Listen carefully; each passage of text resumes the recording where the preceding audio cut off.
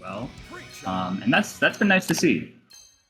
Yeah, it's been nice to see Adita. Of course, you know, with extra spots coming up in the SWC, not only for Fatal Fury, but also for KOF. Those players are going to be playing a lot of KOF, which we will be having this weekend. We'll talk more about that later. But now it's time to jump into our first match with Hotaru up against Preecha. Yeah, this is a fun little matchup. We've got Preecha, of course, kind of wants to run it in, get things started with that far C of hers, just like we're seeing right now. omegabubby gonna get daze. Wait, no, stays in SPG. Doesn't matter, baits out the DP, but doesn't complete the combo. Yeah, not the biggest punish, leaving a lot on the table and actually giving daze plenty of room here to come back. Gets those plus frames, immediately disengages. Ooh, but a nice counter poke using the 5C. I think could have spent a little bit more bar, but was getting a little bit high in the rev, so I don't necessarily disagree. Oh, but the counter hit there with the close C is going to be brutal. Just going to spend the level 1 here. Not going to be able to kill, but now one more touch is going to do it. Sir.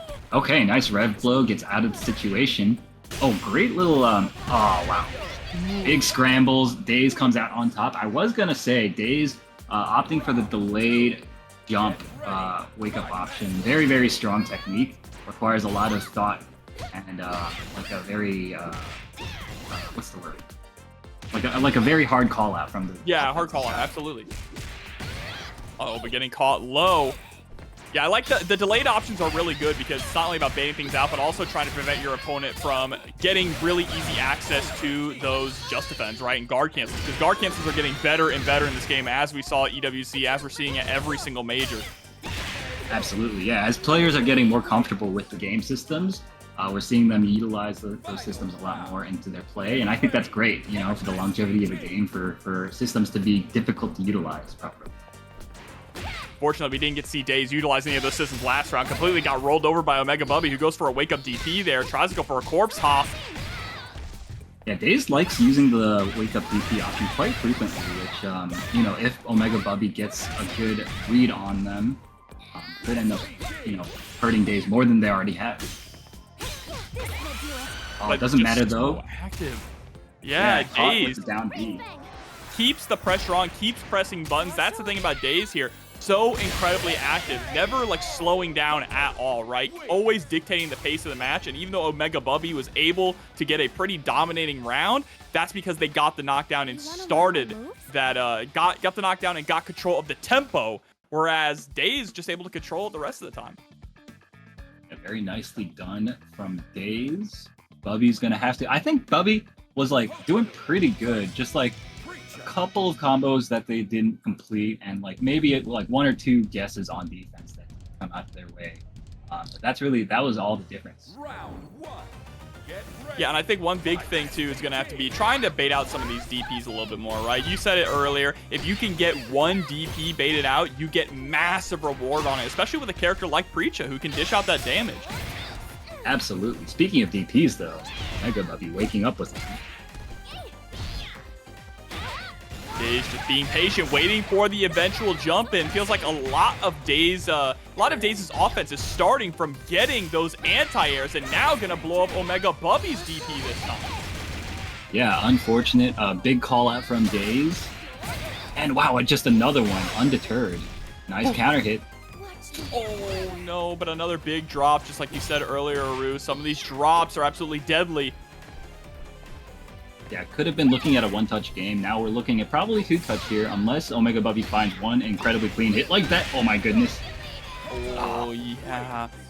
Unfortunately, going into the EX there, but the problem was that daze was either backdashing or in jump frames, so got teched out in the air, just causing a big whiff. One thing I do want to see, though, from omegabubby is stay a little bit more grounded. Preecha has really good grounded normals. You don't need to constantly jump in all the time to challenge daze. Yeah, honestly, that is very true. And you see omegabubby just sticking out the very large 5Cs, right? Very nice jump in. Big combo off of this. Very nice. Let's see if they spend bar. Yes. Yeah, and see, that's great, right? Harass your opponent with those far Cs, harass your opponent with Preecha's really solid long buttons so that they get frustrated and try to rush in, and that's when you short hop in on them.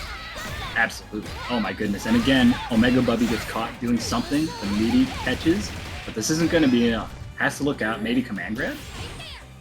Oh my goodness. That's one thing. Okay, yo, omegabubby gets the plus frames from the Rev Rekka, the first hit, and then just backs off. I feel like you gotta like assert yourself a tiny bit more. Oh, I mean, that's assertive right there. Just send out the rev blow and take the round. Why not? Very nicely done from omegabubby. omegabubby's been really good with the rev blows, actually. It's very rare to see players put SPG on the anchor position, but it's actually working out pretty well, acting as that really difficult wall for daze to get through unless they have meters. Yeah, it almost like lulls daze into like a sense of security, and then like, oh my goodness, would you look at that? There's a bunch of rev blows all of a sudden. You know what I mean? Gotta be careful here. 2 bars sitting on daze's side, just trying to find that one nice counter hit or a clean jump in. Okay, gets the hard knockdown here. Once more. Okay, but this time, omegabubby blocking, finding a hit with the jump in. Daze is just kind of letting raw jump ins hit. Yeah, before they were getting so much of their offense started by getting those heavy DP breaks, but here we go into the command grab, gonna go into overheat. Just has to go for the level 2. Not quite enough. Oh my goodness, and the rev blow. omegabubby stealing one from the jaws of defeat with the rev blow. And that was so difficult. daze not having access to any meter, spent the level 2 even though it wasn't going to kill. I think in that situation you probably want to spend the level 1 just to hold on to the extra meter, especially because you're burnt out, right? For a situation like that, but nice. Yeah, I mean, you're absolutely right. I don't blame daze for thinking that it was going to kill if they spent the 2 bars, because that, I mean, omegabubby had so little life left, but I guess the scaling was just that strong. Yeah, and unfortunately unable to go into the hidden gear either because they're putting SPG on point, right? So didn't have the SPG for that hidden gear to refund everything, but is going to get a big counter hit here right at the start of the game. Nice combo from daze. Yo, omegabubby is just really loose with those DPs. I mean, they're working too. I don't think there's probably been 1 punish so far on a DP. Waking up a DP once again. Yeah, I mean, if it's working, you might as well keep doing it, right? Oh my gosh, and then just gets caught mashing on the landing frames, and daze is going to clean up with this one. And now daze once again sitting at set point, but can omegabubby bring this back? Really, the tale of this match has been the fact that omegabubby hasn't really been in control of the pace. Even though they've gotten some really nice rounds here, they've gotten a game, they've gotten some strong hits, daze has really just set the tempo. Yeah, I absolutely agree with you there. Nice down Bs. Okay, I like the fact, though, that omegabubby isn't afraid to wake up, like, and mash now, after conditioning with, like, the DPs a little bit. But now getting blown up a bit. I think for daze here, if you can just keep the match going fast, you're going to win this, right? omegabubby wants to keep slowing it down. Yeah, agreed. Gonna get a hard knockdown here. We got nice pressure sequence. omegabubby finds a throw. Trying to bait out a DP there. Again, trying to bait out. Oh, and there we go, able to get a hit all the way down to this final game, final round here. Very nice. The close C, the counter hit. Okay. He's gonna get a lot of damage. Good knockdown off of this. Wow, just mistimes the meaty. Fortunate there, and giving up the corner pressure too. This is a huge opportunity now for omegabubby, sitting on a lot of meter as well, getting a clean hit on the run in there from daze. That was a very brave mash from omegabubby, but a very rewarding one. And daze now in the corner, knocked down. Not a great situation. Oh, tried to go for a hop in, but a nice jump back there from daze into a button. Gets the plus frames into the frame trap and a super. Level 1 this time, like you pointed out. Nice blocks from omegabubby, but overheats themselves. Oh, and that should do it. Very nice. daze finding the down B to seal the deal. Down B being so incredibly pesky that entire set as well, right? That's one. She's like Lily. She's like Lily. Yeah, exactly, you know what I mean? Exactly. Speaking of little sister, she's fighting her big brother now, Gato. Tamago on the Gato here up against Duston on the Hotaru. Yo. Okay, so I know both these guys from other SNK titles. Obviously, Tamago needs no introduction. This guy's a KOF legend already from Mexico. Duston, I'm not sure. I think I say Duston. But he's a pretty good Sancho player, and also very strong. Like, you know, he was strong in like Melty Blood when he was playing that. Just like good in every game.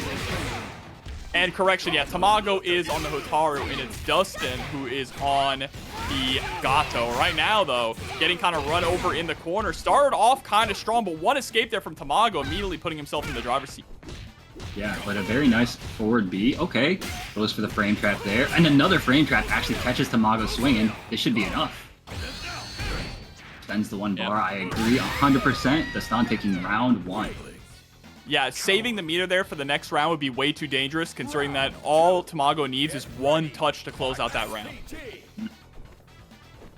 This guy's such a dickhead, bro. Look, he's stealing Masoma's name, bro. He better not lose with that name. Masoma PC. Nice anti-air. Punish the landing frames with it, and a great conversion. Not quite enough to get him out of the SPG. When you were saying that for a second, I thought you were talking about Gato, and I was about to agree. I was like, this dude isn't even blind anymore. He just fights with his eyes closed. That's real dickhead energy. Oh yeah, that too, for sure. Okay, nice DP from Tamago. Oh, okay. Just defend immediately into the rev blow, but reversal super. We're just slugging it out now. Yeah, that's 2 times in a row Tamago has just reversaled. Really wants control back of this round, and he's got it. Duston has to guess. Nice, yo, that was a beautiful cross cut. And gonna be able to spend a level 1. Not quite enough to get the kill, but in a good position here with corner pressure. Overhead connects into the 2A, and Duston able to get game number 1. That was really well played. Just the fact that Tamago reversaled so many times that round, Duston, he did not care. He just decided he wanted to run his offense when he got it, and it paid off for him.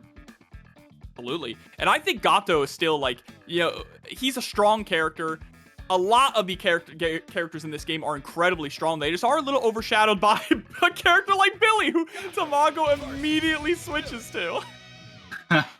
All right, let's see what he got. I mean, Tamago obviously played way more Hotaru than Billy, but I think I've noticed that a lot of players, particularly the sponsored ones from Mexico, seem to be picking up this character.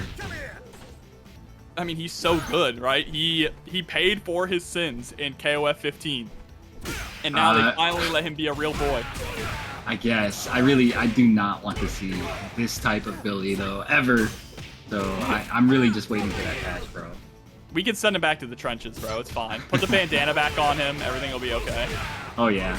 Nice counter poke, though, from Duston using the down C. And this is going to do a lot of damage. Okay, goes for the hard knockdown and the setup. Nice layered mix-ups, just going for all sorts of stuff. Yeah, I think one of the downsides here for the swap for Tamago is now you don't have access to a reversal, right? With the way that Duston is playing, just constantly peppering you with pressure, can now be even more aggressive against a character like Billy. Yeah, honestly, that was a really beautiful round from Duston. I think he can find another situation where he gets Tamago in the corner like that. He's just going to go crazy with the mauling. Ooh, dodge attack into a full conversion here now. Gonna go for the level 1 to push Tamago out of SPG. Great decision making. Okay, nice tech from Duston. Very brave. He didn't even delay it. Okay, has to look out for the reversal. I feel like reversal is coming any moment now, especially with the rev being so high. Nice, yo, but a great mash. Doesn't matter, doesn't complete the combo. Should be able to kill here. Yeah, Gato does a ton of damage. And one of the best things about Gato, actually, congrats to Duston with the 2-0, is the fact that he is able to get a lot of meterless damage. He doesn't really have to spend super to get a ton of damage. Colorway on Marco. Marco and Hotaru. It must be some sort of reference. It's just too weird. The white hair, and then he looks like... Bro just looks like... Oh my god, what are those pants? Looks like an Indian rug. Yo, it really does. Nice. Okay, goes for the setup. Hope was not ready to block overhead.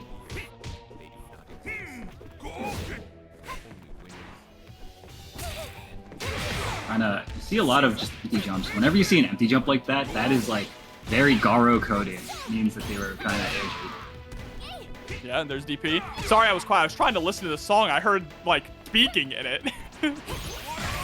Oh, really? There's like lyrics. What song is this? I have no idea. Uh-oh, they're trying to go for the whip punish there with the 5A. Oh, wow, this should be it. Very nice conversion from CoreValues. Oh, gonna need to figure it out because this guy, CoreValues, he's just trying to run his ignorant ass game on Hope to figure it out. Makes sense that he would stick with Marco as well, right? Even though Marco did lose the infinite, still an incredibly strong character. It just has the best mix-up in the game, honestly. Yeah, I would say so. Very nice guard cancel, rev blow. Yo, that was a crazy sequence, didn't it? There's so much delaying and stuff going on right now. Just hitting with raw EX Fireball is kind of crazy, actually. I think a lot of that has to do with CoreValues. He's attacking on very odd timings. It's like on the offbeat, right? And like that, there's a lot to be said for being able to do that in a game like this, where so much of it is, you know, guard canceling on timings that you're very familiar with, you know, stuff like that. Yeah, absolutely. I mean, that was like with the original Garo as well, right? Was really just getting a lot of those delays and changing the timing of things to make sure that your opponent can't get those just defense. And the just defense were even stronger in that game. Oh yeah, no, that was definitely a game that completely revolved around that. This game, not quite as much, but of course it is still obviously a very strong mechanic, a very strong option. Hope, I think, is going to need to... Oh no, great bait from CoreValues. He sniffed that coming. Wow.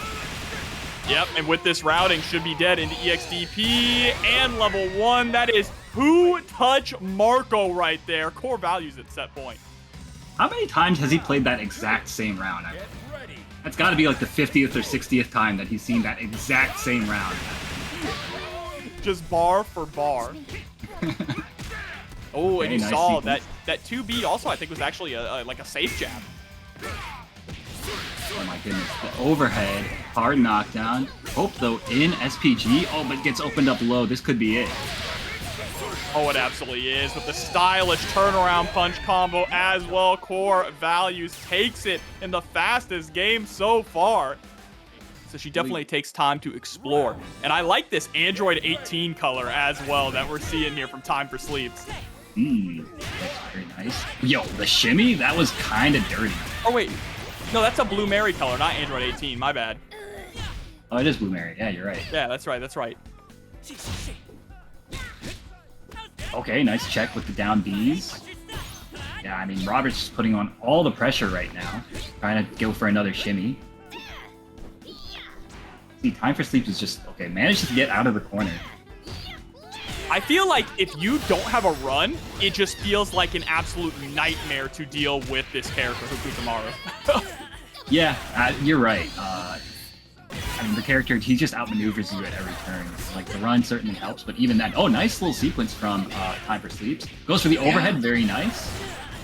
Doesn't have any meter here, though, to cash out, and ends up whipping in a big way. There's the block. Has to punish. Get the kill here without meter, and is able to do it. Massive round there for TimeForSleeps.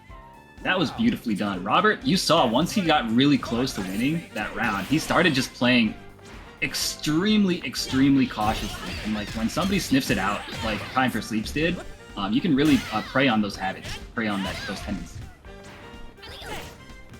Oh, no, but that's an unfortunate DP just getting sent nowhere. All right, and this is a similar situation that Robert was in last... Oh, my goodness, hold on. This is going to be it. That's a beautiful shimmy. And even better, the fact that Robert didn't have to spend any super meter there, too. That is a huge leg up going into this next round. Both of them with full resources, actually. Yeah, oh my goodness, that was a crazy jump in. Blocked on the same side, and then he crossed up on the other side. Disgusting stuff. Nice block.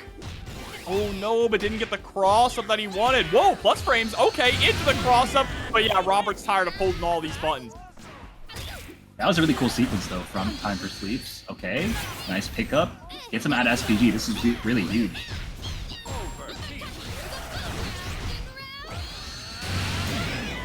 Oh my goodness. Again, Robert just mashing through the gaps with super, not allowing TimeForSleeps to be hyper-aggressive, but TimeForSleeps does not care. This is actually really dangerous. I think he could win here. This might be checkmate. It is! Wow, nothing that Robert could do in that situation. It was gapless, so wasn't able to mash out the super, and TimeForSleeps is going to be able to take game number 1. That was a really good display from TimeForSleeps, honestly. I think recognizing in the first round, recognizing when Robert was just playing to not lose and, you know, stealing a bunch of turns as a result of that and clawing their way back in. And in that last round, recognizing the checkmate situation that they had, you know, just really good heads-up play, good experience on display. Yeah, and if TimeForSleeps can keep this up, this would be a huge win. Dare I say an upset, too, to be able to take down Robert here in this top 24 qualifier with Preecha. Yeah, I think upset isn't like a bad way to describe it because obviously Robert's the bigger name here. But TimeForSleep, of course, playing a really strong game here. Nice. Yeah, not just the bigger name, but arguably the stronger character, right? At least, you know, on paper and what we've seen over the past month. Oh yeah, dude, I don't think anybody would argue with you about Hokutomaru being, you know, being stronger. You don't need to be so gun shy about just saying it, you know. Look, I'm trying to be reasonable, all right, and not just hate on this character every time he's on screen, like my soul wants to. Fair enough. I've long since stopped caring, and I let it all out, bro. Uh-oh, the air-to-air situation not gonna quite work out. Big trade in that 2C. We might be seeing more of that 2C coming out from Robert. Just such a good button to kind of deal with Preecha's stuff. But those plus frames there, looks like Robert is not used to that situation at all. Yeah, he seems very uncomfortable with it, for sure. Oh my goodness, and a great confirm from Robert. The 2-hit light confirm into super seals the deal for him. Probably on the last hit of it, too. Yeah, best in class buttons there. That 2B into the far B, connecting at basically any range. Oh, absolutely. I hate those buttons. Yeah, 2B, far B, and 2C are just like god buttons on this character. I mean, those buttons, they literally play the game for him, bro. It's actually so unreasonable. Ooh, point blank with the shuriken. Nice hyper defense there, unable to get a punish, unfortunately. Yeah, tiny bit too slow, unfortunately. Oh, and a big whiff punish for Robert. This actually could be it, I think. Yep, the super, the tornado is gonna do it, and Robert getting a game on the board. Good stuff from Robert. Very good response from him, evening it up.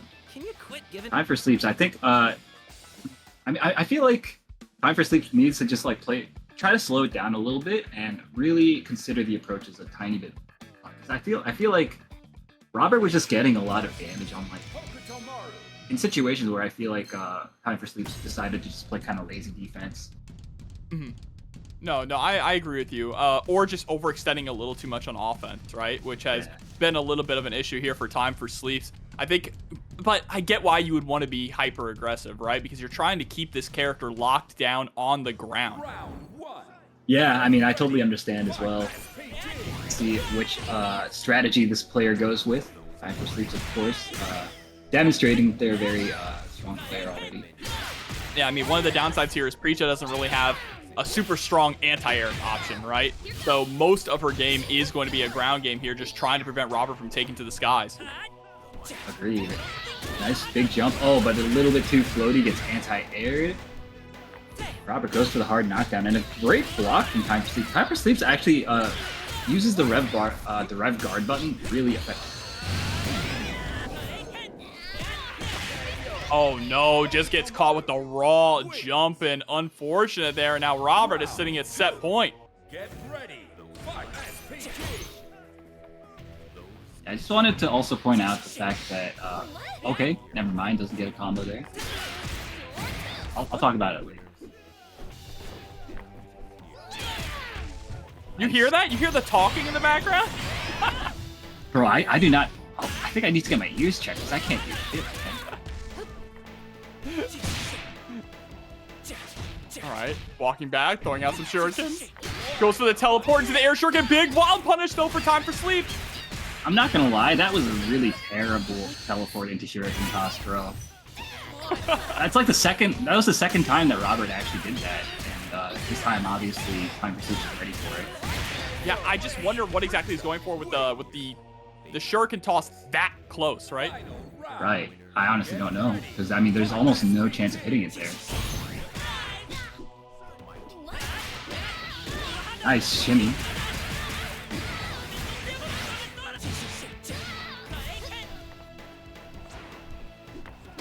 Alright, stall in the air, gets the 2C, but didn't believe in it. Oh, okay, I hear it now. I heard. I definitely heard that. I had to actually like turn up the feed.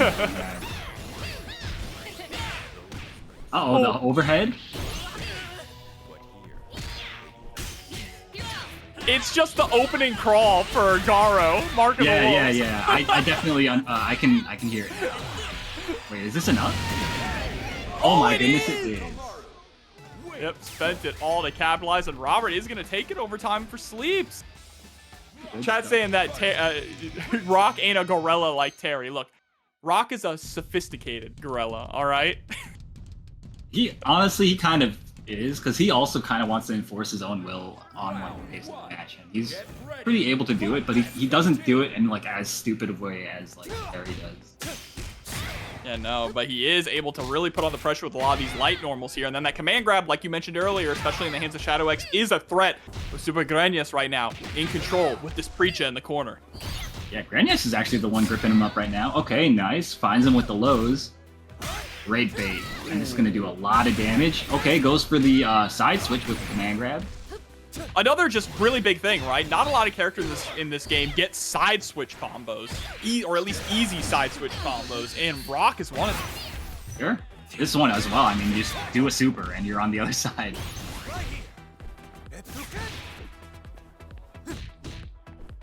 And just the stop and go here from Shadow X. Yeah, stop and go. That's a great way to put it. I think the dash up pressure from Shadow X, just the fact that he's running at you exerts a lot of pressure. Yeah, and especially just stopping too, trying to get you to whiff a button, right? Because if he can get you to whiff, he can get a wild punish. Unfortunately, drops the round-winning confirm there. And now has to be careful because he's sitting at 81%. There it is, overheat into the command grab, and the elbow is going to do it. Brother, this is what I'm talking about, man. This guy, Shadow X, will always find the command grabs. It's uncanny.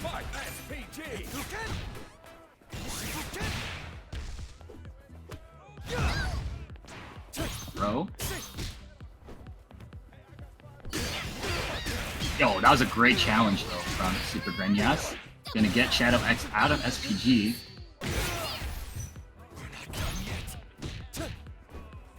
Right? I don't think I like the fact that he's doing guard cancel heavy DP against the safe jumps. I feel like he might as well just do regular heavy DP. It's gonna be the same outcome either way, but you spend, 18% less bar. Yeah, unfortunately here he's going to end up losing the round, though. SuperGrenas trying to get one step ahead now.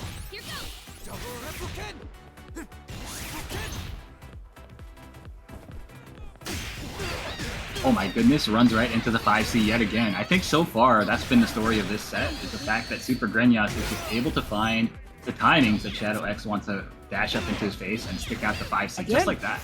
Yeah, right on cue. And is going to get the punish here. Unfortunately, swapped sides, so wasn't able to hold on to the corner, but this character has some of the best corner carry in the game, too. Not quite enough. Oh, and just gets hit by the safe jump.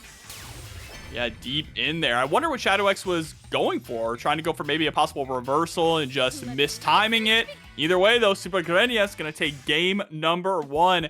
And I love how a lot of the Mexican players are, or at least a handful of them, are going for, like, the Mexico colors. Like, if you look at Preecha's eyes, she's got one red eye, one green eye, and then the whites of her eyes to make the Mexican flag.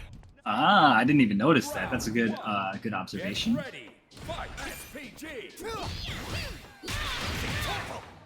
All right. Yeah, X just busting out right away. He needs to work his way in. He needs to find the knockdown. He needs to get the pressure going. Ooh, that was interesting, actually. Going for the just defend on the fireball from that far away into Red Blow is really predicting Shadow X to get hyper aggressive. Grenas, though, I think he's just kind of coming out ahead in all the close and mid-range interactions at the moment. And Shadow X, I think he needs to get the offense going somehow. It's going to be difficult, though, because Grenas doesn't have any incentive to go in now, right? One hit away, you just walk back. And there it is.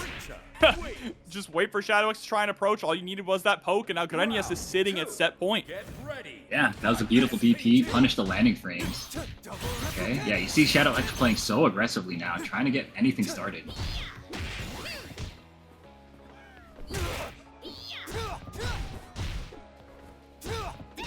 And I love the defense, though, from SuperGrenas. He's really picking his spots, but you see that rev bar, 86% because of all the blocking he's been doing. The Raging Storm. Finally, though, Shadow X in a good position. Should be able to get the kill here, too. Doesn't even have to spend the super bar. Again, very efficient. Yeah, beautiful routing from Shadow X. Get ready. Fight.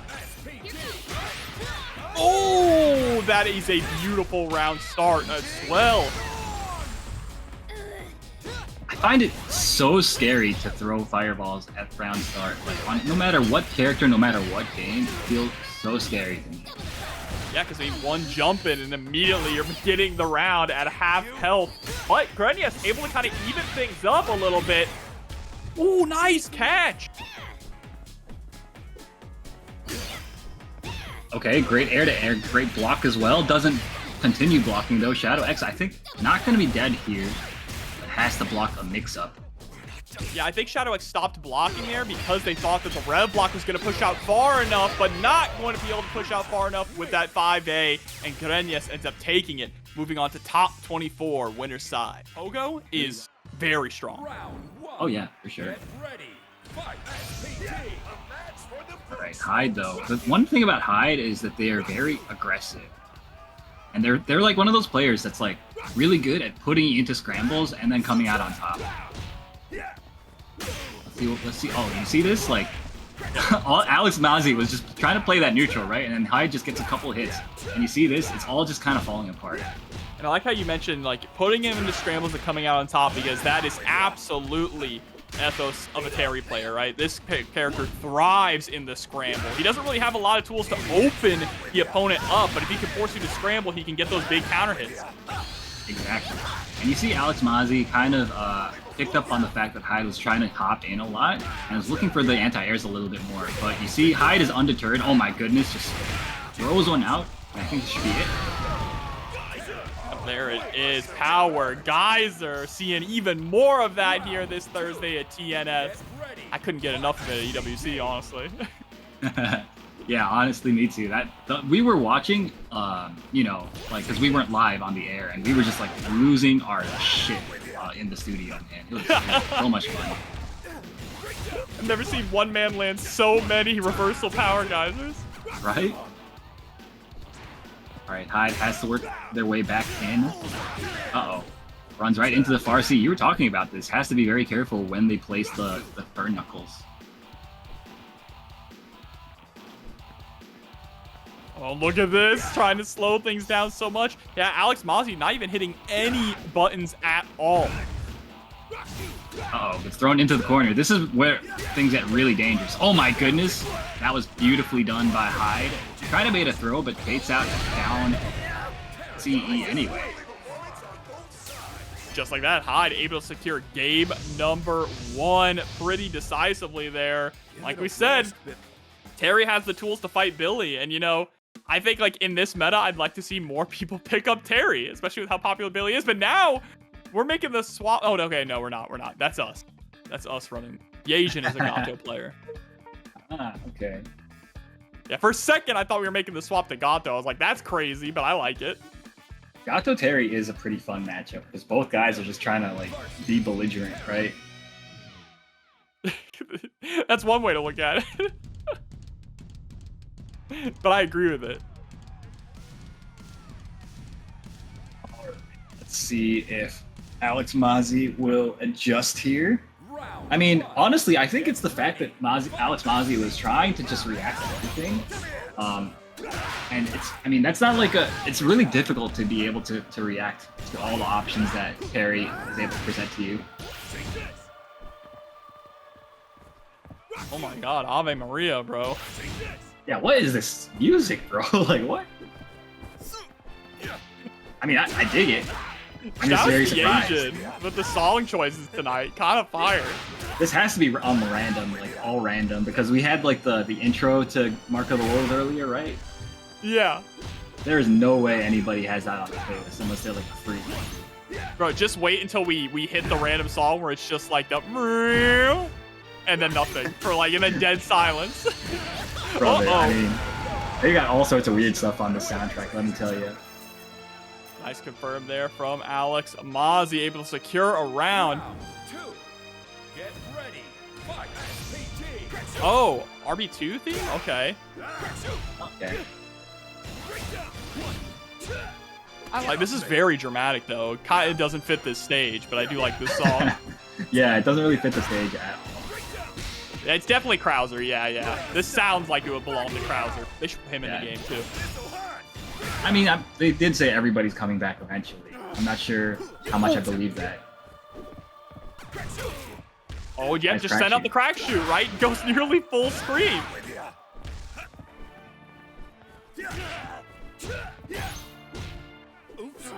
Nice blocks, okay. Oh my goodness. Throws. Hyde should be able to close this out. Goes for the level 1 instead of the level 2. Wants to hold on to the meter. Respectable, but a big whiff on the throw. Didn't go into super. Just sitting on 2 bars. Very dangerous situation. And you see Hyde really trying to play around the reversal super option. I mean, it's scary. The feint, too, there with the burn knuckle. Oh, my God. The crack shoot.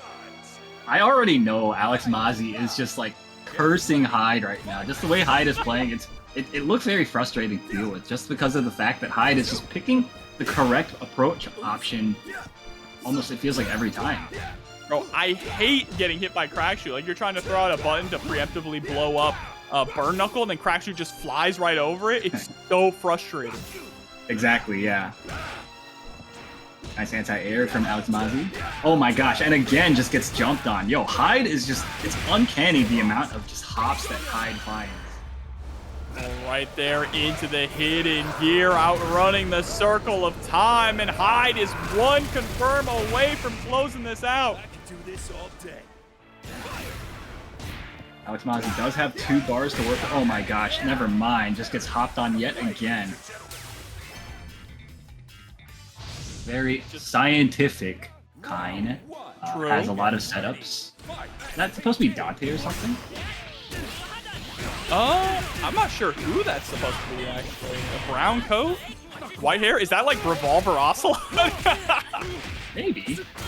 Yeah, I guess it's not red enough to be Dante, huh? No, not quite.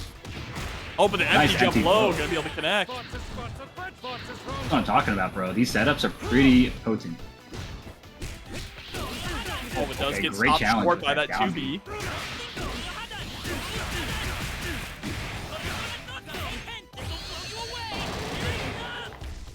Not quite enough to secure the kill, but that does open up to just getting a nice light confirm into the round. Robert fighting back. It really felt like CientifiKOF had a lot of control in that round, but, you know, Hokutomaru just kind of frauds his way into wins sometimes. You don't argue about it. Feel the hatred. Let the hatred flow. Oh, the double jump and air stall just to avoid the close C. Still, though, CientifiKOF able to get that counter hit. Nice throw. I love the layered mix-ups. Nice bait and the beautiful JDs.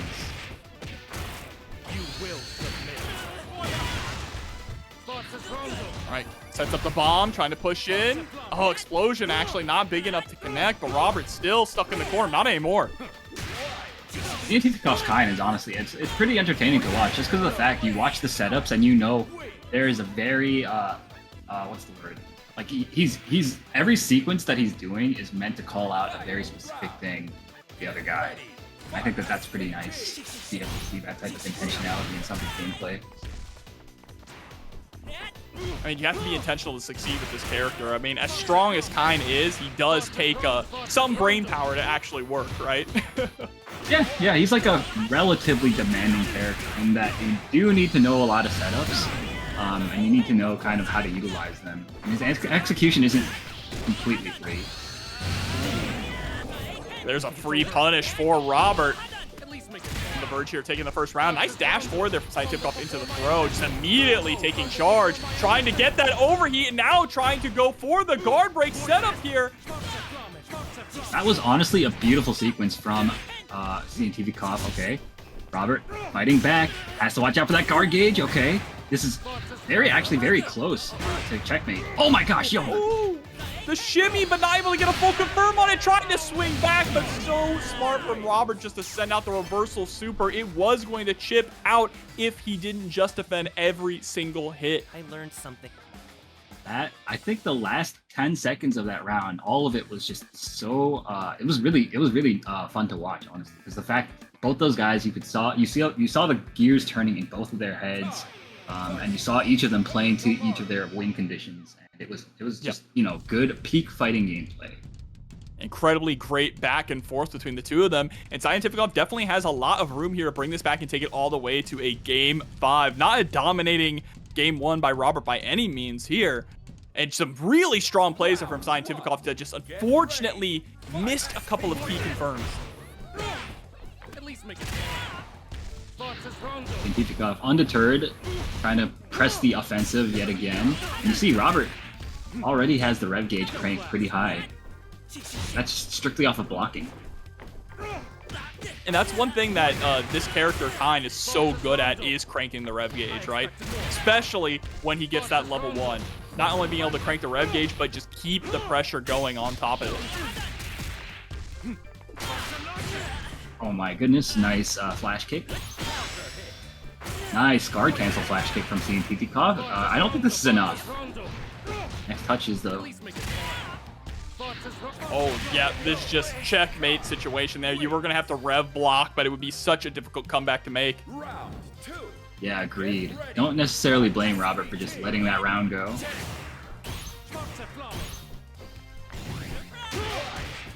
Oh, nice dash under punish. CientifiKOF, I'm sure, has labbed that situation out quite a bit.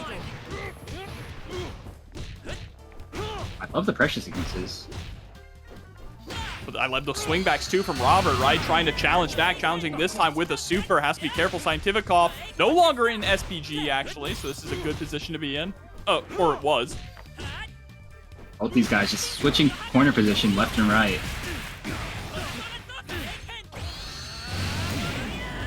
Had another chance. Robert though putting on the offense. Nice little frame trap sequence. Oh my gosh, and the backdash gets punished. Robert taking the dub. This is what I mean though, man. Like this character, he just does stuff, and sometimes like you accidentally get them to crack. Well, the thing is that if anything hits, he can connect it into something else, right? Like he's such a free-flowing character. All his buttons are incredibly good, lead into every other button. Oh, but the rev blocking there, trying to prevent any chip damage, ended up revving up a lot in the process. Nice block from CientifiKOF, but he's getting thrown quite a bit. I don't think I've seen him tech once, and I think that's a great habit to never tech. But I think he does need to start playing around the throw option a little bit more.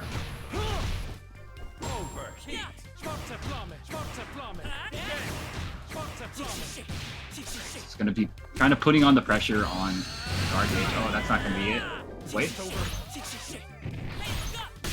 Oh, the just defend was crazy, but Robert is going to take it 2-0. Just a better player here tonight. Moving on to top 8 winner side. Doesn't mean CientifiKOF is out of it yet, though. Still has the opportunity to qualify through the loser side of things. From Houston, if I'm not mistaken. Very strong in basically every fighting game that they play. And this one is no exception as well. Mr. bwabande on the Marco now. Clean jumping over the fireball to get things started. It's just like you said, Aru, the fear of throwing a fireball at round start. Look what happened. There's almost like, I feel like you gain so little from throwing a fireball at round start. Like, the chance of actually hitting with it is very, very low. I don't know. Like, you're literally in like a neutral state. I feel like there's no reason to just there's nothing to gain from it. You're better off just jumping, right?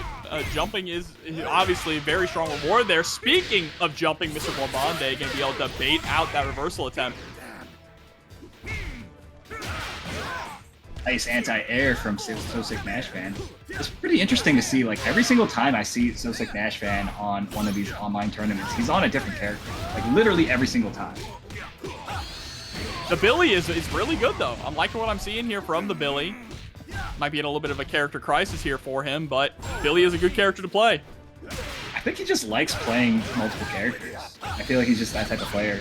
Oh, a little bit too low for that juggle. And this should be it. Unless... No! Didn't go for the break there to go for the super. Feeling a little confident, and that confidence is going to pay off going into round 2 with a full stack of meter. Get ready. Good stuff from Mr. bwabande. Just a dash up down B is that is definitely a jump scare move. I mean, the down B on its own reaches so damn far, but combined with the dash, giving me like Nash flashbacks from like Street Fighter V Season 1.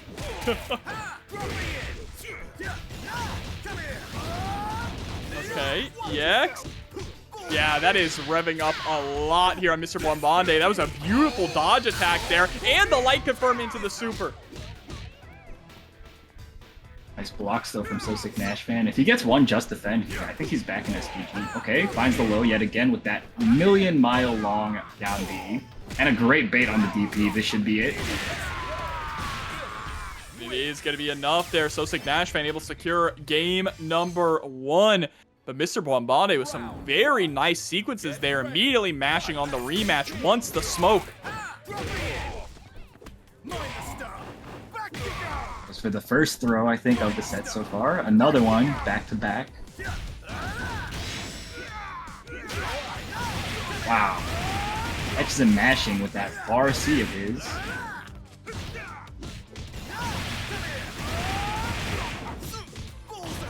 I feel like Mr. bwabande is just playing very impatiently on defense, and it's getting him opened up quite a bit. Yeah, I mean, it's difficult to figure out when it's your turn against Billy, especially when you're in the corner, right? This character, his offense, like, seemingly never ends, and if he just keeps looping in to the pogo and reeling you in, it's hard to find that gap. You have to kind of preemptively call out one of his slower startup moves. Speaking of callouts, though, that was a beautiful down CE from Mr. bwabande, and a great callout on the reversal attempt.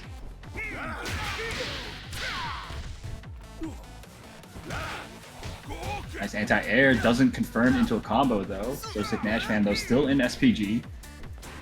bwabande overheating.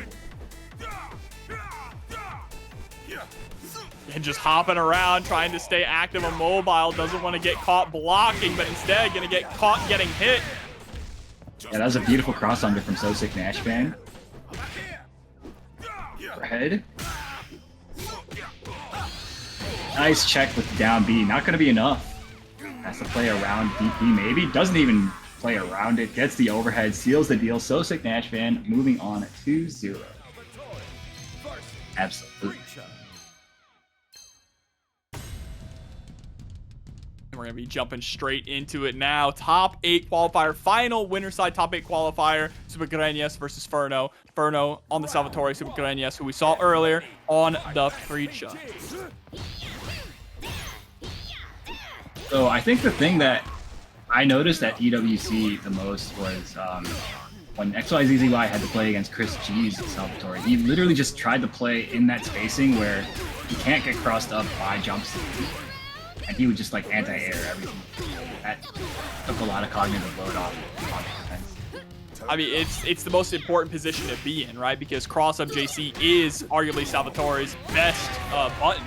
And you saw Ferno trying to land it there, unfortunately, still going to end up losing the first round. SuperGrenas with a lot of control. Yeah, definitely. Uh-oh. This is how it starts, though. If you ever get caught in those air-to-air situations with this character, that's how you get like put into these situations. Nice. Empty low. Try to bait out the DP there. Okay. Goes for the... I want to say that was a low. Actually, no, I'm pretty sure that's an overhead, but he just got hit. And that'll be just turning the tables, right? Immediately having a dominating round right back, even while in overheat. There we go, getting the Yoshi flutter kicks into a big confirm, pushing Grenas out of SPG. Round start fireball. All of this because he did round start fireball that got jumped right over. Like, of course, Salvatore is going to try to jump at you, though. That's like the win condition. Oh my goodness, that's beautiful anti-air. That should be it.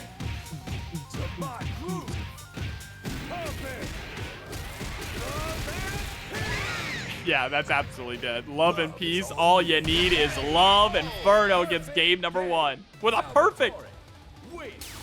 Yeah, that was just a beautiful sequence from Ferno. Again, all of that off of just jumping immediately on round start over a fireball, bro. I think you're onto something here, Aru. Just don't throw fireballs around start. Not a single one has worked out so far tonight in this entire bracket. In fact, they've all been blown up. Yeah, man, all I'm saying is, like, if you want to throw a fireball immediately, just, like, wait just, like, 1 second. Just 1 second. That's all you need to wait. And then, after you've assessed the situation.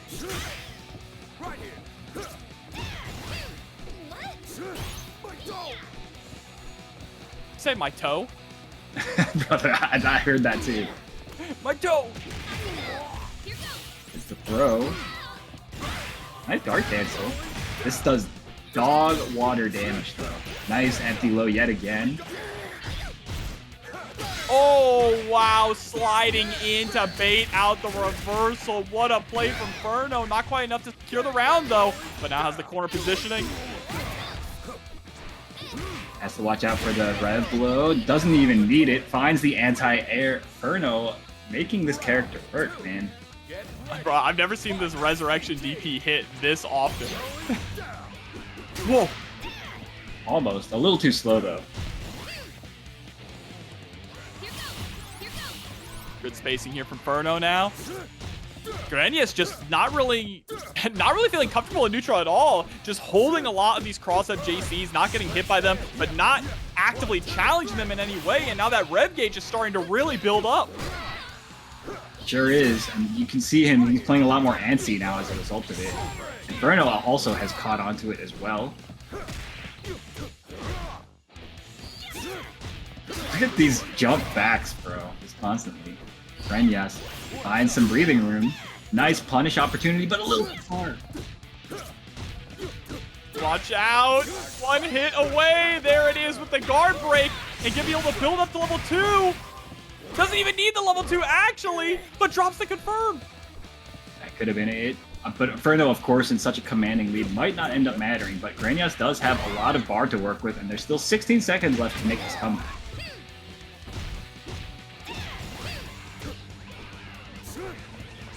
Okay, now Ferno actually really close to overheat.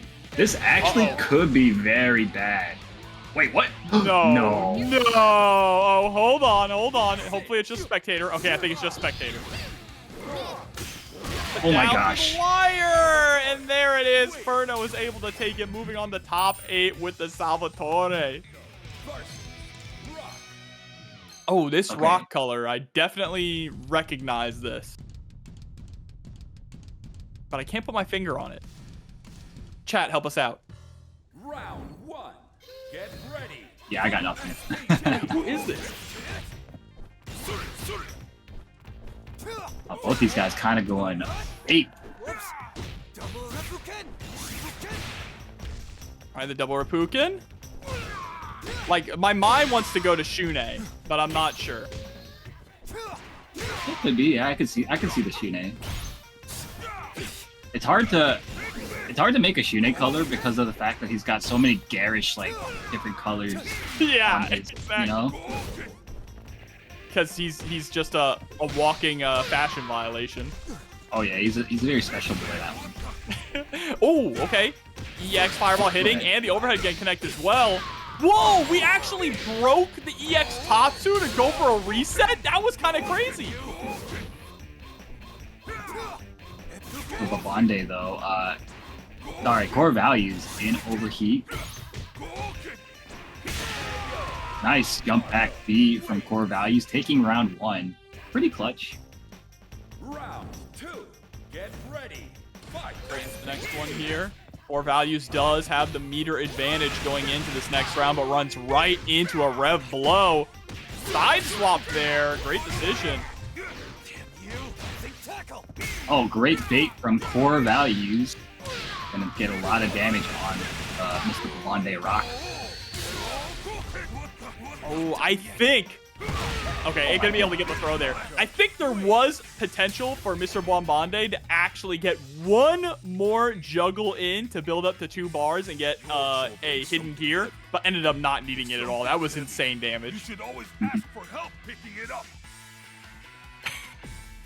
I love this guy. So positive. What is this guy bro. talking about, bro? Round 1. He's saying that, you know, you gotta ask for help picking up heavy things in life.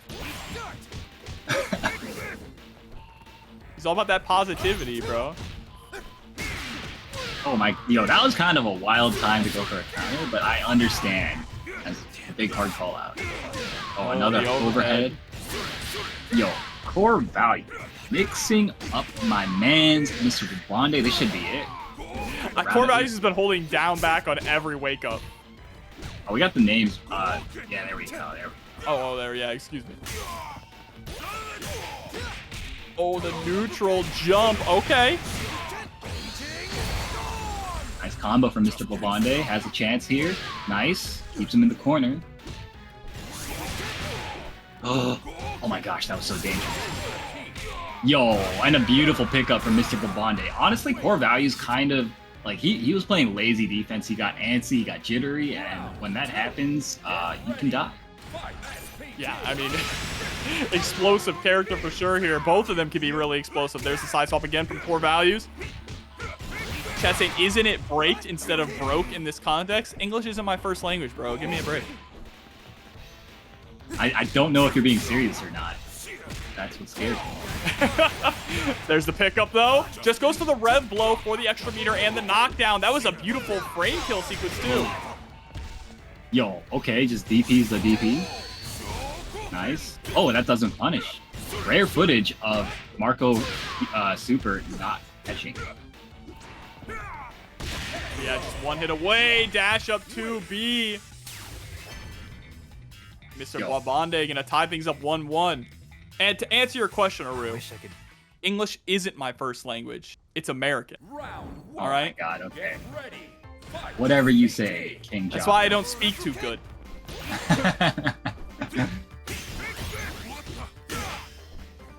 CoreValues, he likes to try to frame trap with the... Oh, very nice. Oh, yes, he's got these combos. Gets the knockdown.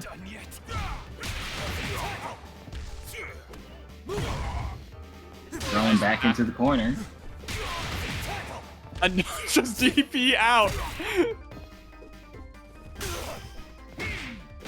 Okay. Oh my god. Yep, exploiting the universal will that we all have, where when you land from being in the air, you're always holding down back. Overheads always connect in those situations. And CoreValues now at a 1-round set point situation. Yeah, I mean, both these guys, I feel like the last 3 rounds have just been kind of like foot on the gas the entire time. Oh my gosh, the same exact sequence as last round. CoreValues so ready yet again. Let's see if he goes for the overhead again. No, he goes for the low that time. bwabande was expecting the overhead. And look at the damage. Yep, into the throw. You're stuck in the blender and there's no escape, but we wake up match in 2A. These guys are playing very online, bro. I gotta say. CoreValues taking it 2-1 over Mr. bwabande. Gonna be moving on into the top 8 on the loser side. Of course, a game that's supremely popular, so it's nice to see Fatal Fury with like the new game boost getting above there. But now we're gonna be jumping into the match here. Grenas versus Duston. Duston gonna be coming in with the Gato. Grenas coming in with the Preecha. Another fairly rare matchup, right? Both these characters not quite as represented anymore. I feel like Gato was super popular at first, but a lot of players have since swapped off on the greener pastures. Oh my god, but the damage here, seeing all red. Okay, jump C. Beyond the pressure, but great defense from SuperGrenas. This is what I was talking about before, though, is the fact that he's so willing to just block things out, play very passively when he's got the light lead. And I like that too, because I feel like early on, a lot of people were saying that Preecha is more of a rushdown character, but she really is a pretty solid tank, right? Once you get the life lead. Yeah, she's a stand your ground type of character, I think. It's like, you stand there, you wait for them to jet dash at you, you press your 5C. Sometimes, every once in a while, you pick your spots and you dash up and then you press your 5C, but like, I want to say you want them to come through. And all Grenas here, gonna be able to close this out with a hidden gear. There it is. game number 1, all in the corner of SuperGrenas. That was pretty convincing. Duston, of course, plays some other characters as well, but he actually DM'd me in the middle of the tournament. He was like, yo, I feel like I figured something out with this character, Gato. I feel, you know, pretty good. And clicked what he said. So I think he's probably just going to stick with the character. Let's see if the matchup is going to click here. That first game did not go the way that Duston wanted, so definitely needs to lock in going into this next one. Figure out a way to open up Grenas, because when Grenas gets that life lead, it just becomes so difficult. Yeah, agreed. I feel like he just needs... Oh, there it is. Just a big jump over the fireball. Not quite at round start. No. Close enough. Close enough for the curse to keep continuing. Oh, yeah. We count those. Okay. Nice layered pressure sequences so far. He's going for the safe jumps and then mixing up after the safe jump. Giving just enough room. There you go. Giving just enough room to let Duston jump, right? Jump in the range of getting anti-air. Going to stun the super as well. Safe jump is going to get blown up this time just by waking up with jabs. Uh-oh. And this, I don't think this is quite enough. Oh, no, it is. It is. Not so fast. I'm a liar. It's like that now. Set point for SuperGrenas. 1 round away from getting into top 8 on the loser side. We're looking at 4 straight rounds at the moment for SuperGrenas. I think Duston, he really needs to find like good clean hit that gets him a good knockdown, and then he can start playing his game. But so far, it's really just been SuperGrenas dictating the pace of all of the engagements. Okay, this is how it could start. It's a hard knockdown here. Nice. Make sure they don't lose the corner. I think Grenas was trying to jump or something. I don't think that was... Okay, whatever. Finds the hits anyway. Duston literally just opening him up with straight mids. Yeah, honest mids here. Honest mids Gato. He doesn't really have any crazy mix-up, but hey, if your opponent is just going to throw out a random DP like that, give you just a free confirm, we'll take it. Oh my gosh, yo, Grenas is literally just getting opened up by close C, feint, dash up, close C, all that. Like, it's just like brother, I was just complimenting him on just having a lot of patience and being willing to block things out. But you know, everybody has a limit. I mean, but this is where Gato really excels, is with those frame traps, right? He has frame traps for days, and Duston really leaning into those, and it ends up working out in a big way. Absolutely. And yeah, I know Gato does have 50-50s, chat, but they're not like crazy 50-50s. He doesn't get a ton off of scoring that overhead. He's got the strike throw, you know? He's got the, yeah. You know, close C, back turn stance into, do I do the follow-up or do I do the command? That does feel pretty annoying on the other side. Honestly, though, I haven't labbed the situation as much as I should have, so I don't really one side. Oh. What a backdash, though, on the throw attempt. Huge win for Duston.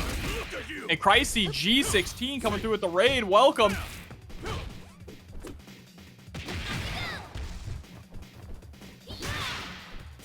Okay, the down C. Nice. I love the usage of the stomp. Oh my gosh, and he just gets hit by a taste of his own medicine, just raw 5C. Boom. The bionic arm. Gonna be able to close out the round. Round 2. Get ready. Fight SPG.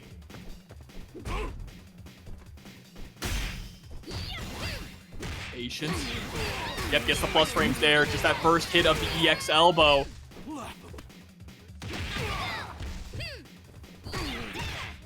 Okay.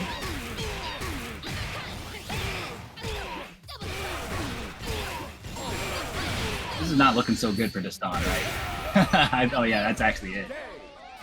Yeah, perfect game too for SuperGrenas. Really just snuffing any embers that Duston was starting to build up there with those frame trap sequences. And now moving on to top 8 on the loser side. 12-year-olds in your replies, so I understand not wanting to weigh in. Oh, we got to weigh in on this match here. DELTARMENTA and SoSickNASHFAN with the Billy Mirror. Get ready. Strongest character in the game. Definitely up there. Nice. SoSickNASHFAN finds the first hit with a delayed heavy normal. I think that was a heavy normal. Maybe that was a 2C. I couldn't really tell. The red block trying to push out a little bit. Nice hyper defense and the dash under on the jump. Oh! DELTARMENTA's movement, I think, is really good. I think the movement is a little bit better than SoSickNASHFAN's at the moment, but SoSickNASHFAN's offense is just... he's the one that's kind of in the driver's seat at the moment. Absolutely. Some good shades of ideas there from DELTARMENTA, but not really able to stick them all together into a full game plan.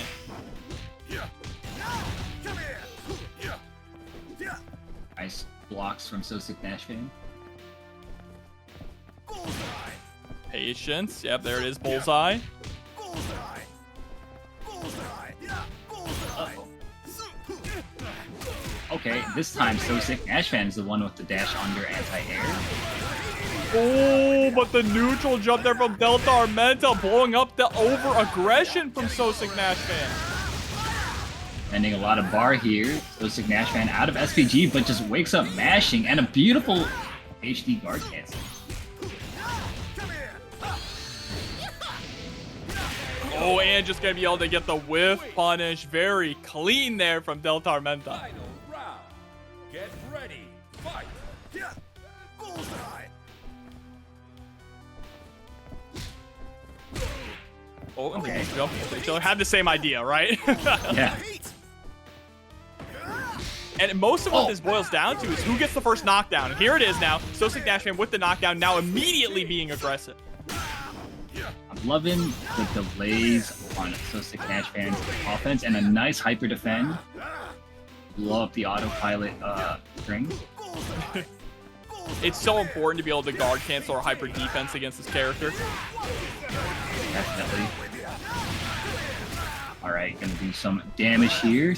Has 2 bars to work with. Okay, goes into the hidden gear. Not gonna be enough to kill, but gonna do a lot of damage here.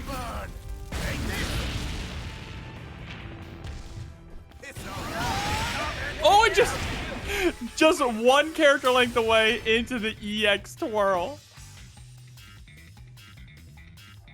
That's crazy. Really well done from DELTARMENTA. And then right back into it. Both of them want the smoke, but where there's smoke, there's fire. Yeah, honestly, I like that matchup. It felt like it definitely could have gone either way. Both players felt pretty evenly matched, and it's just a matter of one player guessing better than the other in certain situations. I really think it's who gets the first knockdown. Like they play so patiently until someone gets the knockdown, and then everything just immediately explodes. NASHFAN did get the first knockdown here, so let's see if that theory holds some water. So far, it's looking good.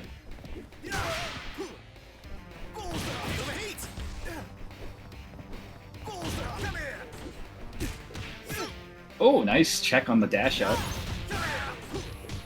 Oh, messes up the HD yet again. I think DELTARMENTA's timings are a little bit off at the moment, and once more messes up on the HD. Unfortunate there, but that's a big win for NASHFAN now, trying to take this to a game 3.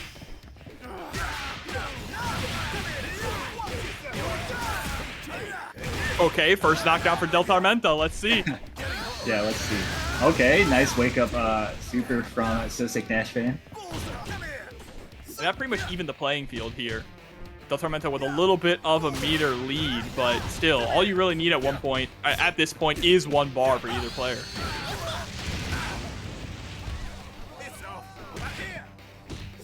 Gets the overhead. And that'll do it. SoSickNASHFAN beating the curse of getting the first knockdown. Losing. Yeah, all thanks to that reversal super too, right? It was looking like all DELTARMENTA at the start of that round, but just one well-placed reversal. That's why having meter is so important with this character. Why doing things like just defending, why going for strings that build up a lot of meter is so important, because that's the only reversal he has. That's his biggest downside, is his defense. Yeah, no doubt, no doubt. Ready, fight. Yeah, this game, obviously, like, being on offense is so powerful. Having a good reversal is so important. Mind the stop. Back you go. Back you go. Back you go. Wow. Yo, one more time? Hell yeah.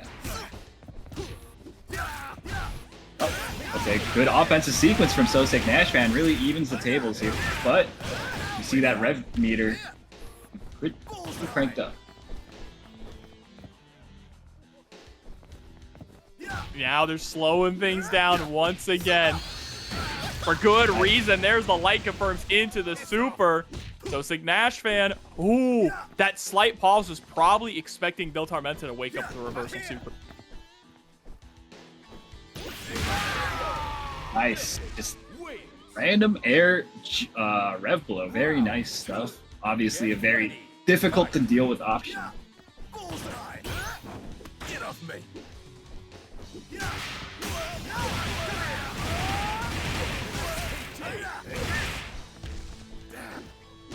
Knockdown. Okay, yeah, I think SoSickNASHFAN's like air control, I think, has been kind of like he's had air superiority over at DELTARMENTA with like the air jump, the jump Bs. Yeah, this should be it. And there it is, the jump in again, that air superiority coming out on top for SoSickNASHFAN. Moving on to winners finals. It's so fun. It's a really fun game. It really is, yeah. And here we go, Ferno versus Robert in our winners semis match coming up. Yes, indeed. Ferno, of course, qualified into this top 8 with off the back of like really strong Salvatore play. Robert, we all know, plays Hokutomaru. And let's see how this goes. Get ready. Fight. SPG. Oddly enough, I think Salvatore kind of has the tools to hang with Hokutomaru in the air at least, right? Some of Salvatore's air buttons are pretty good for air-to-air situations, but I mean, even getting the chance to do that is going to be difficult if Robert just decides to smother you.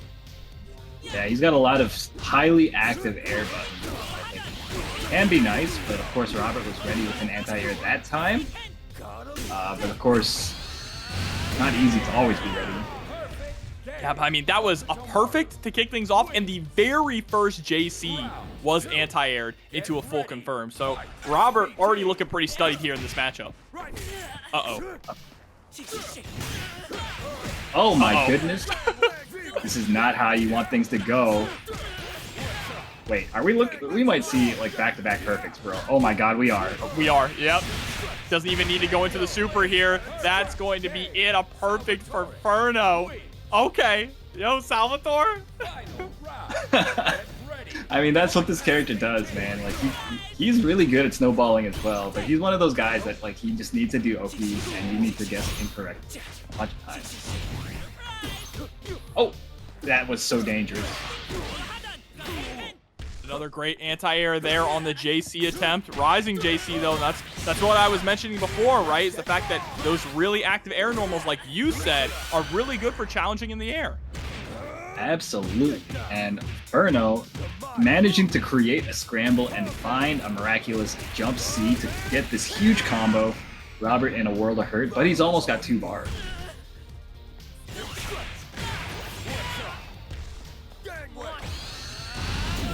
And the beautiful bait, yo, Ferno, god damn. Yeah, those stances that Salvatore has, right, can really throw you off. Robert thinking that, oh, you went into the stance, that means I have time to go for wake up super, but you can cancel them so quickly. Yeah, I mean, Ferno, of course, basically has like a sixth sense for once people want to get, like, when people's frustration meter maxes out and they want to do like the reversal. I want to say every time somebody's done a reversal on Ferno on the broadcast, I want to say it was bait. Absolutely bait.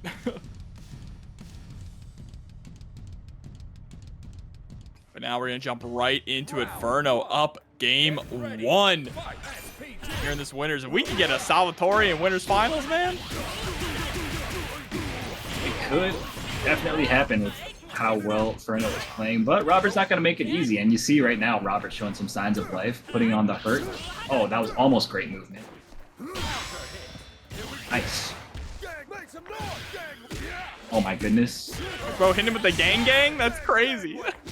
This is how we do it.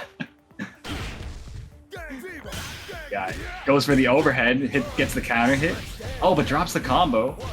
And a great block on the overhead from Robert. Oh my gosh. It just doesn't stop.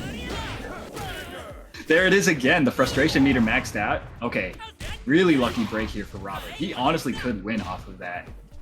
Yeah, he should have died. Should have died when that super was blocked, but Ferno didn't have the right confirm. Doesn't gonna matter though. The 2B or 2C, excuse me, gonna be able to connect. Get ready.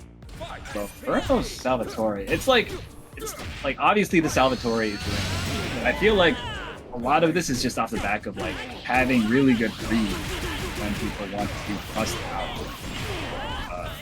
like their reversals. I mean, it makes sense too. It's really good for Ferno because he's going up against a character without a DP, right? Hokutomaru, for all the strengths he has, his biggest weakness is not having a meterless reversal. So once they get to that 50-meter point, or that 100-meter point, I should say, that's when you just start going for the safe jump or the fade on.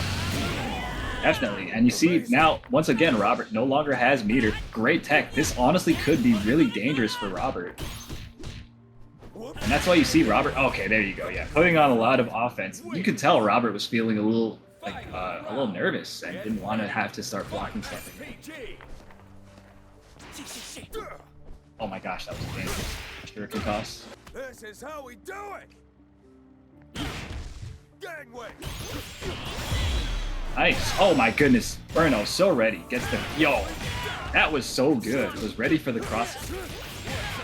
Uh-oh, things are not looking too good now for Robert. Does get caught in the backdash, but this is such a massive life lead and so much meter here for Ferno as well. Has to watch out.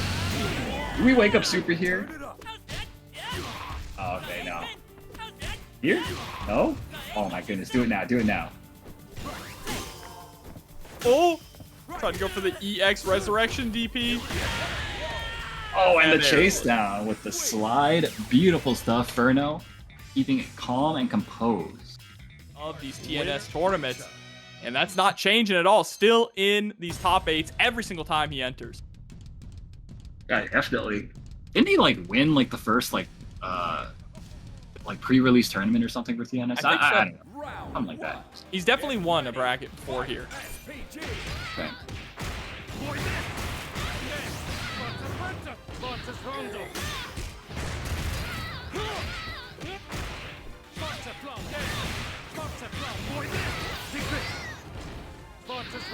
Yo, CientifiKOF just kind of going crazy, putting on the pressure here and a nice sequence. Wow. Not even an attempt at a rev guard there from SuperGrenas. I think he knew that it was just kind of a lost cause there, right? Oh yeah.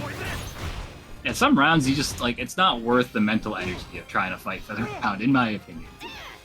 Obviously, I know a lot of people don't subscribe to that training round.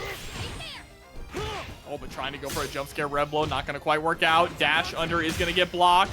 But is able to get the punish. Unfortunately, not able to get a follow-up, but just keeps the pressure going anyway. Okay, nice dash under. Finds the close C. Big chance here for CientifiKOF. Gets the hard knockdown. I think he might have messed up the setup a tiny bit, but it doesn't matter. Finds the orb anyway. Not today.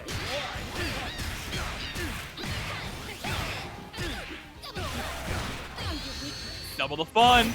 Did the bionic arm. Nice, recognizing it wasn't a safe jump. Okay, gets thrown out of the plus frame situation. Great block on the overhead.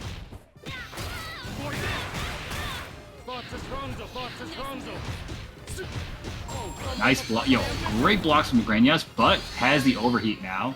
And a great bait out of CientifiKOF. I love it. That is a very studied punish on that super. That super is very strange, by the way. It feels like... Okay, somebody in chat, if one of you guys knows, how do you determine how many hits that super does? Because I could not figure it out for the life of me. Anyway, Yeah, I'm not too sure either. I mean, normally people just kind of mash, right?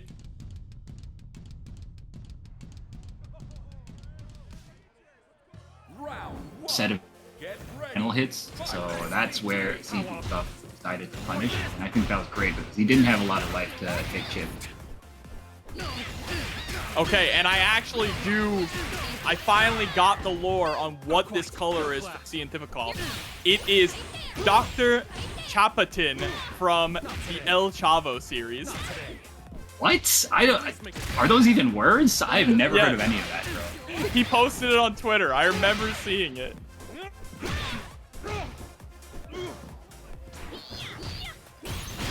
Sorry, I'm like looking this up right now. Oh my gosh, I don't think this works. No, Yeah. gets blown up. Drops the setup, but that doesn't matter. It gets a bait. Whether it was accidental or not, CientifiKOF is on set points. Round 2. Get ready. Well, I like that people in chat knew exactly what I was saying, though. There was some El Chavo fans in chat. Uh-oh, here we go now. Double the fun into the bionic arm. And that's going to be enough there for Grenas to be able to close out a round with a perfect. Final round. Get ready. Fight. Dr. Chapatin is a character in the El Chavo series. He is an elderly doctor who was a little crazy and forgetful. He has gray hair and a mustache and wears glasses on his nose. It's over. It looks like him, though. He's got the right color scheme.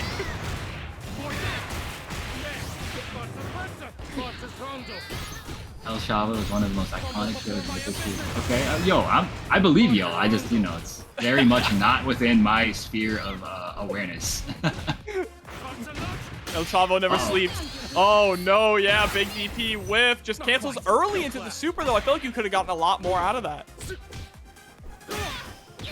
Oh my gosh, just runs right into Farsi, and that'll do it. CientifiKOF taking the game and the set. All the like literally every channel I flipped through, and I was just like in awe of like how different the TV is out there. They actually play music videos still on like mad channels, bro. It's legit. That's crazy. Yeah, man. Round 1. Anyways, who we got? We've got CoreValues going up against Hyde. CoreValues, of course, with the Marco Rodriguez. Hyde kind of really with a great performance so far with this carry. So super excited to see just two explosive characters about to slug it out. Did I see NBC3? Brother, I definitely saw it. That's the one where they play like mad Bear Grylls survival shows, right? That show blew my mind. I was like, yo, what? They mess with this guy out here like that? That is crazy. Oh my god, these confirms are crazy too. There's the super, and CoreValues able to close up the round. Like, I mess with the Arabic world heavy, bro, after going out there. That was like very eye-opening experience. I gotta lock in, bro. I gotta get there next year. Yeah, bro.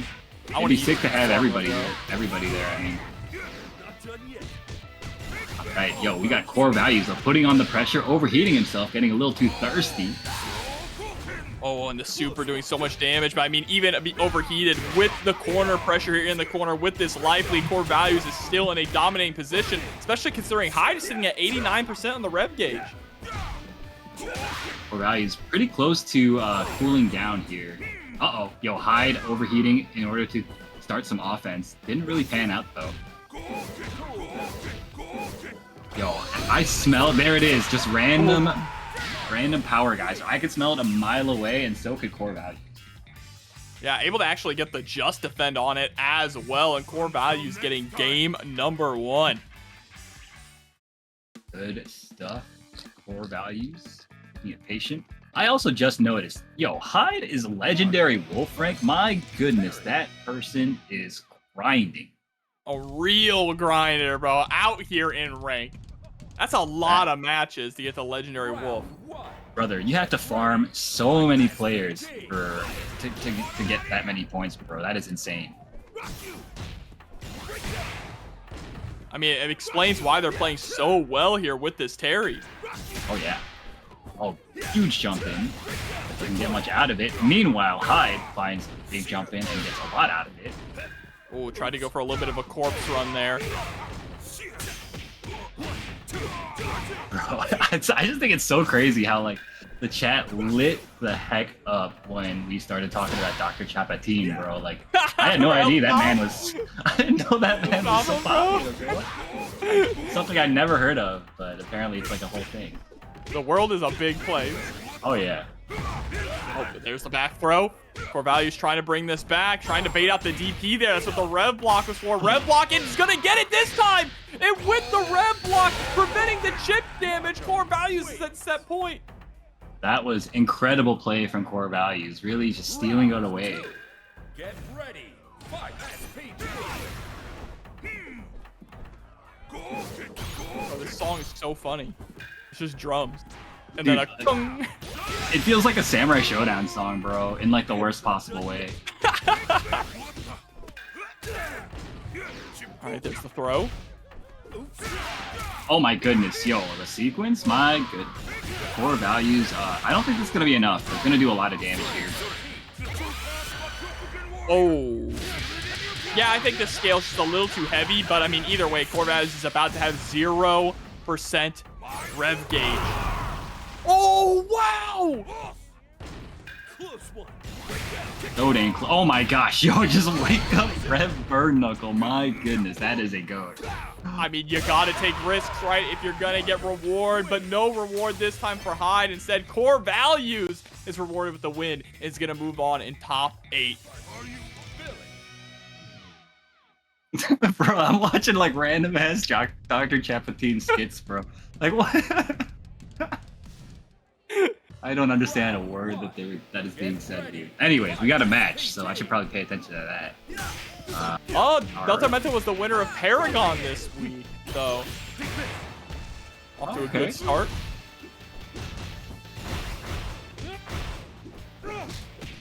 Oh, nice dash under from DELTARMENTA.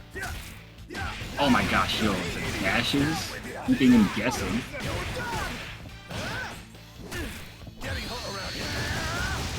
Getting hot around here. Oh my gosh, just runs right into it. That was quite the impressive round, honestly. CientifiKOF didn't really get to play his game. Yeah, no, not even going for really any reversals there, and we're off to kind of a similar start, right? CientifiKOF getting the hit, but DELTARMENTA immediately reversing it and taking charge of the match. The shimmy as well.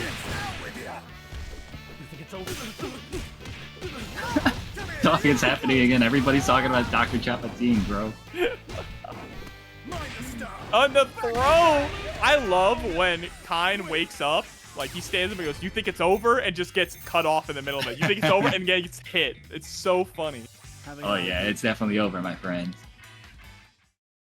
No, Dr. Chapatine! Okay, so he's going right back into it. Yeah, just wants the smoke. No need to take a break and try and figure out what went wrong there. Seems to have a handle on the situation, but can we bring this back? He was like, "Yo, I just gotta run him over better." That's what I'm gonna do. See if he actually does it. So. Easier said than done.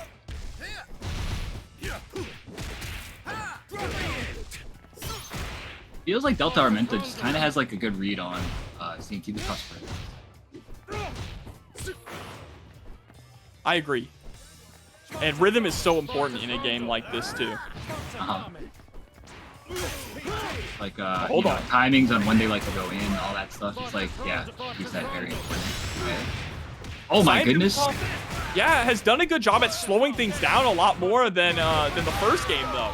And I think that was really key to this, was really just kind of slowing things, being a lot more patient, picking and choosing when to actually engage, when before we were trying to go in and just getting counter hit.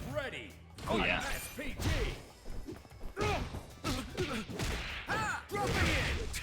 Nice check from DELTARMENTA. I feel like CientifiKOF So the thing I noticed about CientifiKOF is that he doesn't do like random rev dash attack from full screen like all these other world-class level Kains do. And I feel like, you know, obviously I scoff at it, but it's clearly effective. Yo, that was a beautiful meaty. Wow, CientifiKOF taking the game while I'm yapping. Yeah, and the adjustment All that there. to say, all that to say, I do think that CientifiKOF should just kind of send it on like random rev dash attacks every once in a while, just because it's proven to be a very effective tactic. It is effective, especially if Billy is going for things like far C, right? Just being able to rev blow through the far C with something that goes full screen is too valuable. It's too valuable to ignore. Oh yeah, no doubt. Get ready. Fight. Oh, there it is. I think he's got the stream up, bro. Nice setup there. The empty jump low into continued combo with the orb explosion. Beautiful stuff. Oh, but the poke out there from DELTARMENTA. Starting to bounce comeback. Oh no, still gets the punish though, but wow, drops the confirm after the feint. Yeah, I didn't believe. That is definitely punishable on hit if you let it standing like that. I expect more. Okay. Yeah, look at that. It builds up so much rev gauge. And DELTARMENTA actually, he stopped rev guarding in the middle of it because he realized the danger that he was in. I like the JDs from DELTARMENTA. There's the throw. That enough orb once again. That is going to overheat. And then the bomb gets the kill. That was such a good just checkmate situation there from CientifiKOF. That was like a really, like he kind of outplayed him using like the wind conditions there. Beautiful stuff. Oh, okay, nice check with the down B. CientifiKOF, I think once he gets in down B range, I feel like it's harder for him to get things started because like just the fact that he's able to mash down B in like these common frame trap pressure situations, it's so annoying. I feel like they're trying to deal with that. Yeah, I mean you're seeing it in effect right here. Hybrid defense, but no follow up from it. Oh no, this is massive. Drops the combo. Okay, wow, gets really lucky with like a weird dash interaction, and CientifiKOF moves on over DELTARMENTA. Crazy too, just a great adjustments and a great comeback there from CientifiKOF. What looked like was going to be all DELTARMENTA, right? After that first game. So I can't wait to get my hands on Ken, but I also can't wait to see this match. For sure, for sure. Yeah, I'm looking forward to trying him out as well at Evo. A good time. They're always like, man, like when they bring the playable builds to offline events, they're always like really touchy about you going to training mode. So I suspect it's gonna be like that again, which is fine, I guess. But still, they should know that us fighting game players, they already know what we want. Yeah, we just want a lab. Exactly. Right, already off to a good start. Able to actually punish the rev blow. Yeah, Marco, one of the characters that can do that to really good effect.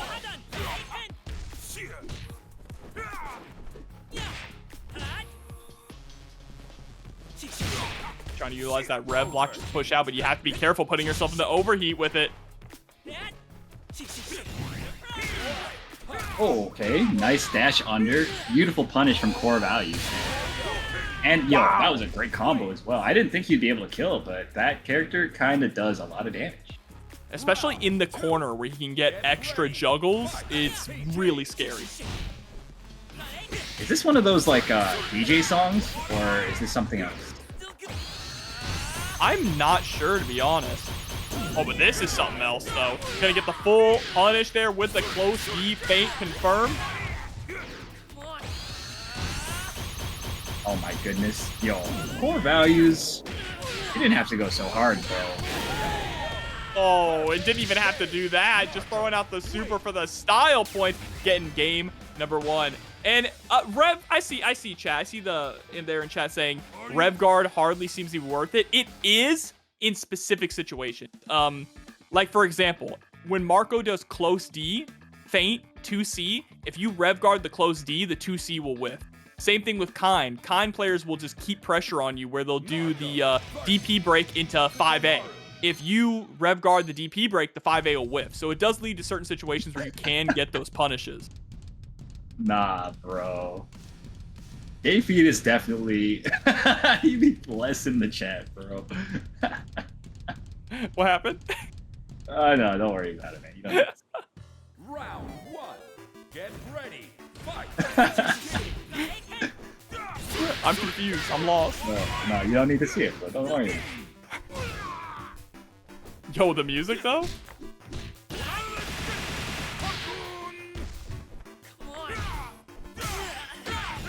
Also, big aspect of rev guard is you don't take chip damage. So. Oh yeah, sometimes you need to rev guard. Oh my gosh, gets the overhead into the full link. My goodness. Sometimes, Aru, you just gotta know how to guard. Yeah, man. You just have to guess.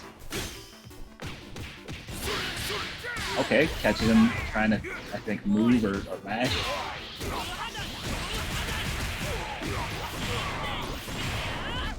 I think this is the how to play music when the game is just sitting there, like when Mark of the Wolves is just sitting there and it shows you like the tutorial screen. I'm pretty sure this is the song that plays. That's crazy. Wait, no, this is a pocket. I think this is like a handheld version. This sounds like a Mario Kart SNES song, but that was a crazy just defend, by the way. Guard cancel into the heavy Tatsu, able to get that super confirm, and wow, Robert is just fishing with that 2C, gets the 2B into the level 2, and secures a round. That was an expensive round, though. Final round. Get ready. Fight. SPG.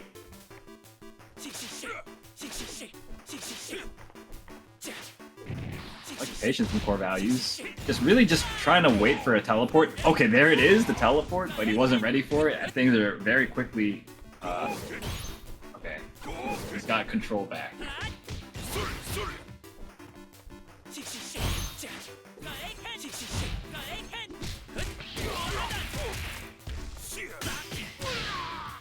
Okay, I like that. So when people opt to use a wake-up roll, there's two different strengths, right? And each strength wakes you up at a different time, and it's really difficult to cover both wake-ups. Anyways, CoreValues, while I was yapping, I managed to just very quickly take the second game and move on. No, but you're right. It is difficult to cover those different wake-ups, right? That's why having strong Oki is so valuable in this game. And so we have our top 4 here as well. SoSickNASHFAN and Ferno, longer set like you mentioned, but then our next match, CoreValues versus CientifiKOF, will be back to 2 out of 3. Round 1. Get ready. Fight. SPG.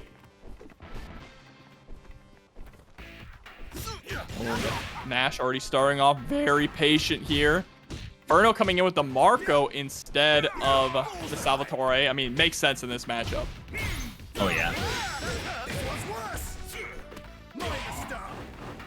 Bro. Ferno's still an SPG. Nice, wake up DP.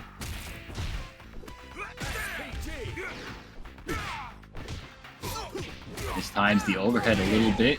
Now it's knocked out of SPG. Nice backdash. Oh, reeled on in. HP. With a 2A immediately into the EX Tatsu and gets the feint into the low. Not quite enough. High-low to steal the deal. Goes for the overhead. Universal overhead. Very nice option from Ferno. Round 2. Get ready. Fight. SPG. We're hearing the most eclectic songs. I was about to say, yeah, the tunes have been crazy tonight. We're on the same wavelength. Oh no, yeah, trying to go for the parry there, but a nice pause from SoSickNASHFAN, able to get a huge punish on it. We're gonna cash out. Yep, level 1. Nice challenge. Oh my gosh, wait, is this enough? No, not quite, not quite.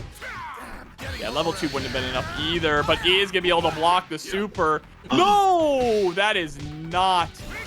I think Ferno wanted EX. Yeah, either EX or maybe just Super, but either way, finds the hit anyway. Ferno once more sealing the deal with the universal overhead and going over one of the crushable options. Good start here to the 7. Remember, it is 3 out of 5, so plenty of time for SoSickNASHFAN to adapt here. Yeah, and of course, SoSickNASHFAN, a very strong player, right? So no stranger to these types of situations, and certainly capable of making the adaptation.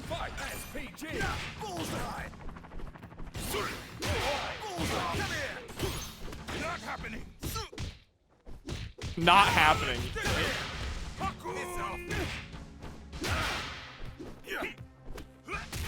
All right, dash up on the throw. Oh, that's him trying to jump. Yeah, that was a deep dash in there too with that close D.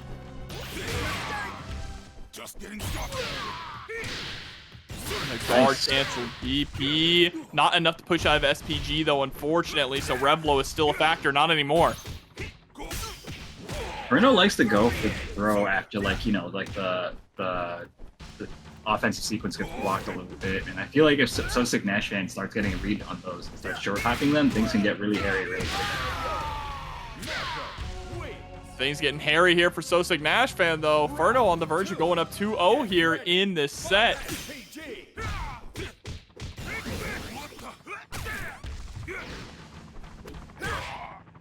Okay. NASHFAN is a techer. That is good data. You are Ferno.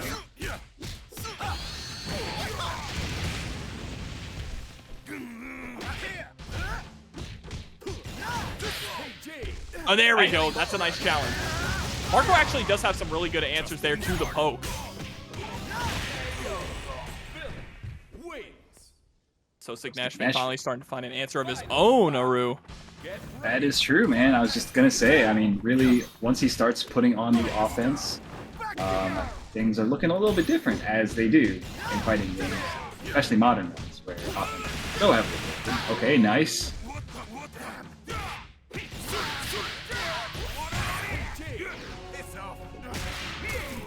Nice, just jumps right over the tech attempts from SoSickNASHFAN. This is what I was talking about. The fact that somebody is a techer, that is very good information. Yeah, capitalizing on it incredibly well, and even an overheat is still in a strong situation. Oh, so close to burnout. Or guard break, I should say, and finally gets the guard break, but not a lot of reward off. That is a massive win for Ferno now. Oh, yeah. I was going to say, I mean, I was calling it greedy because I think SoSickNASHFAN left at a sliver of guard bar in order to get, like, a way bigger cash out, but in the end, didn't get anything, really. Yeah, now look at the meter that Ferno is sitting on. Every single move that Nash makes is a risk, and the jump is going to prove to be his downfall. 2-0 right now, Ferno up. The Bojutsu you will find out. That was a good round from Ferno. Yeah, I mean, really just the fact that NASHFAN didn't get that much damage out of the guard break that he had earned, you know, so painstakingly. Yeah, he was really fighting for that one. Yeah, man. Round 1. Get ready. Fight SPG.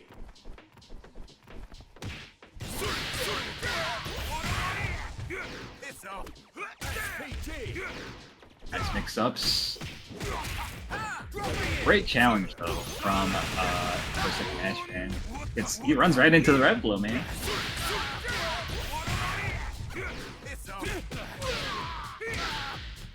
And wow, just still keeping the snowball rolling in between games.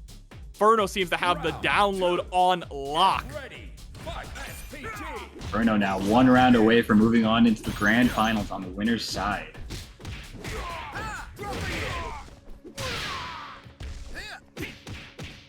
Wow, mixed himself up with the short forward roll.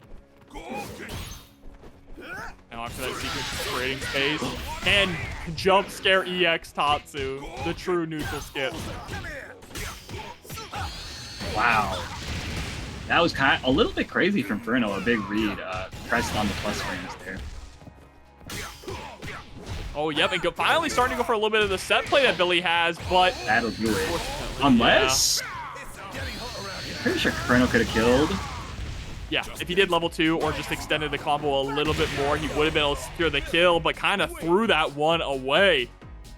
Yeah, that situation, I've labbed it where you jump over the Philly Super, and it is pretty difficult to taking all those hits. So even if he had started JDing it, I don't know that he would.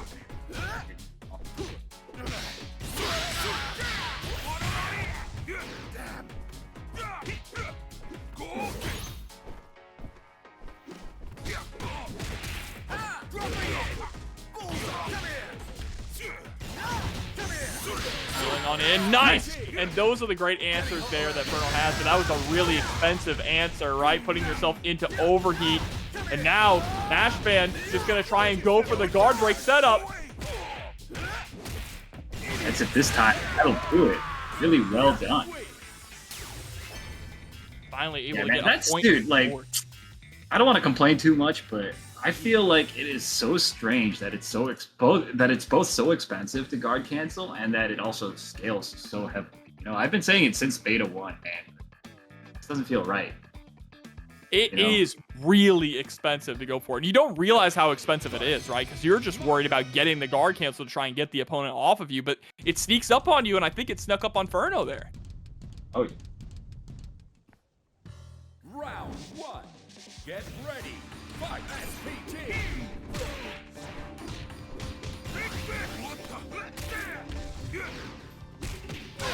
Oh my goodness, the mix happening. Oh my gosh, dude. Everything is coming up Ferno at the moment. Ferno was going kind of ham, bro. Yeah, still willing to burn himself out, or overheat himself, I should say. Excuse me. And what game are we playing here? Sorry, I've been playing a lot of ranked lately. Oh, really? I've also been playing game. that other game a bit too.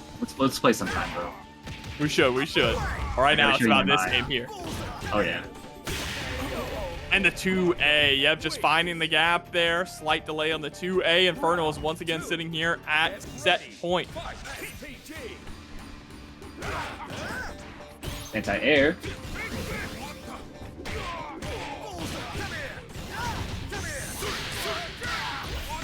There it is. A very expensive guard cancel once more, but a great block from SoSickNASHFAN.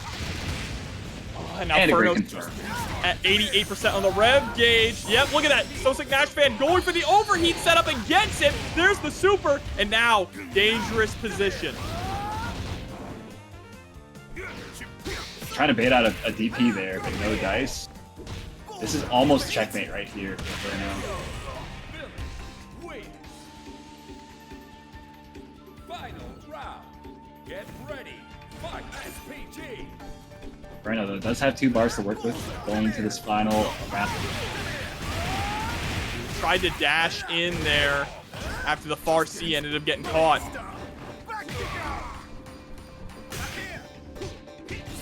Right now, it's really Ferno the one that's getting mixed up right now. Yeah, Ferno just unable to establish that really blistering offense that we saw before. An unfortunate drop there on the Tatsu, too, allowing SoSickNASHFAN to be on the verge of taking this all the way to Game 5. How to do it. SoSickNASHFAN evens it up.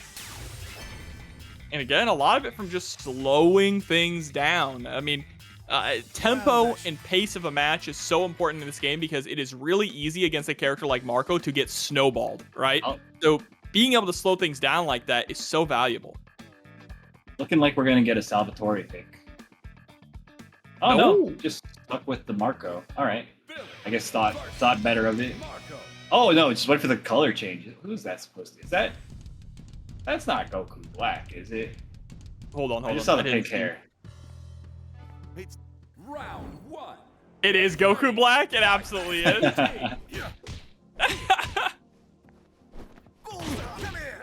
I didn't see the red belt until, we loaded in. But yeah, that is a dead giveaway for sure. Goku Black Marco. Just getting started. Nice defense so far from Ferno. But the pressure is not stopping yet. Oh, it's opened up there. I just want to say, it's kind of crazy. The EX whole extension thing from Billy is kind of stupid. This character is full of a lot of stupid things, Aru, and that is definitely one of them. Oh yeah. Get ready. Fight. SPG. Nice jump seed. Come here. Mind the stuff. Back you go. Yep, to the throw. Ferno just, I don't know what's really changed here, but Ferno just cannot seem to get any offense started at all. Dude, Ferno actually had the game-winning combo and then just did like a cracky combo. And now look at where we are, right? SPG. Getting hot around here. My goodness. Nice challenge. Oh my god, that should do it. Unless... Oh, gotta go for the overhead, and there it is. Rev below SoSickNASHFAN with the reverse 3-0. Yeah, finally getting into it. We have El Dr. Capitan back. Oh yeah. Capitan. Indeed. Got our Latin Americans, I'm sure, are very excited for this character. I've never heard of before, but apparently he's beloved. El Chavo representation. And now we're just having fireball wars right off the bat. Ooh, what a response there with a rev blow of CoreValues zone. A great awareness from CoreValues, realizing that that's what CientifiKOF wanted. Not quite. Oh my gosh, gets opened up low, and that'll do it. First round goes to CoreValues. Just like, I mean, both those guys, they were trying to play neutral, right, at first? And then they were both like, nah, I don't want to do this anymore. And they just, yo, look at this again. They remembered the characters they were playing, Aru. Exactly.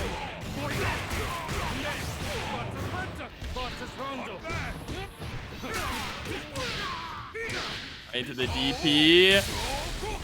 Heavy Tatsu break, and that's going to push CientifiKOF out of SPG. Oh, I do not know what CientifiKOF was going for there, but it did not work out at all. Probably a super?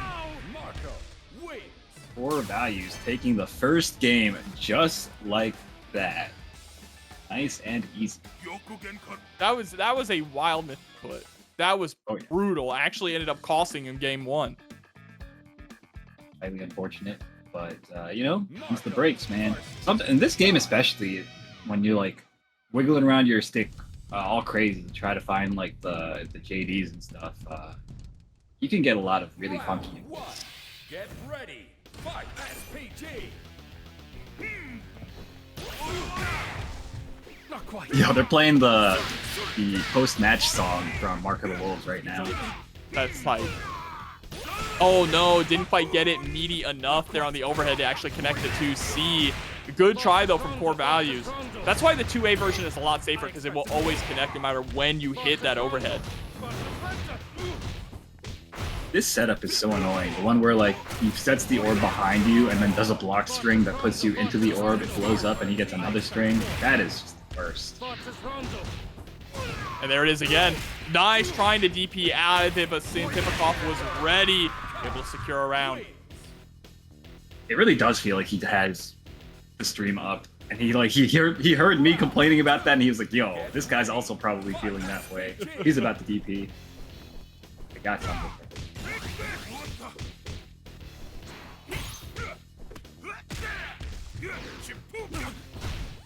No class.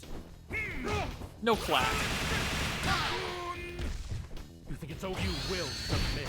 Oh, yep, and the feint right in your face. Proper punish. Brother. Yeah, I get hit by that all the time because it keeps going. That was crazy. The double bait. Oh my gosh, on the overhead. Steal the deal. CoreValues looking so strong that round. Final round. Get ready. Fight. SPG.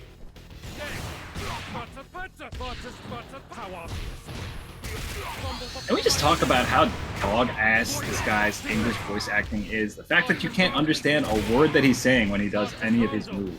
Come on. Enunciate, my man. Anyway, CientifiKOF evens it up. I'm just dying 1-1. here, bro. Man, talking. He's got a lisp, all right. But I guess that was very ableist of me. Yeah. Look, bro, he's still got more money than we'll ever have. True. Yeah. Yeah, I understand when he says no class. I do understand that, but everything else is kind of, it's pretty tough. I like his Japanese voice actor who says, I think he says like child's play whenever he's throwing out the fireballs. Oh no, yeah, he's dead ass. He's speaking like German or something, but he, it's like German but with like an English accent, so it's like it just feels weird. not quite. Marco's voice actor, on the other hand, this man's screaming with passion, with soul. Nah, the Japanese voice is better because he's like speaking from his chest in the Japanese. This one, he's all like, he's too like throat.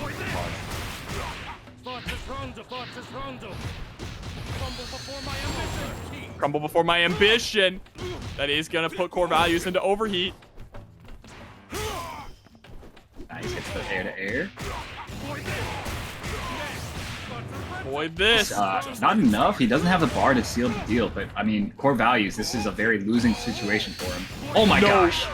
That's not the invincible one. Had the right idea. If you went for the K super, the uppercut super, it actually would have been able to hit and secure the round. That was, yeah, like you said, had the right idea, but,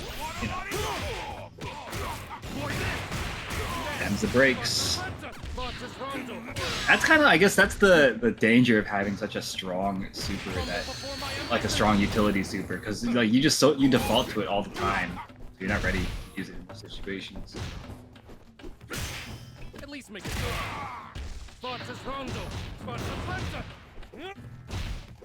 Nice, dude, I love the way CoreValues is just cycling through all the defensive options. Whenever CientifiKOF puts him in these situations. It's unfortunately not working out too much here. CientifiKOF able to take it 2-1 over CoreValues and moving on to losers finals. We'll see how it's going to play out here now.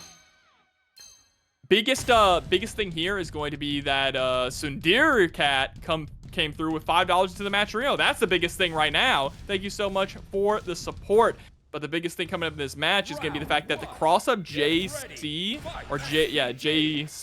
is not going to work out as well against a character with a flash kick.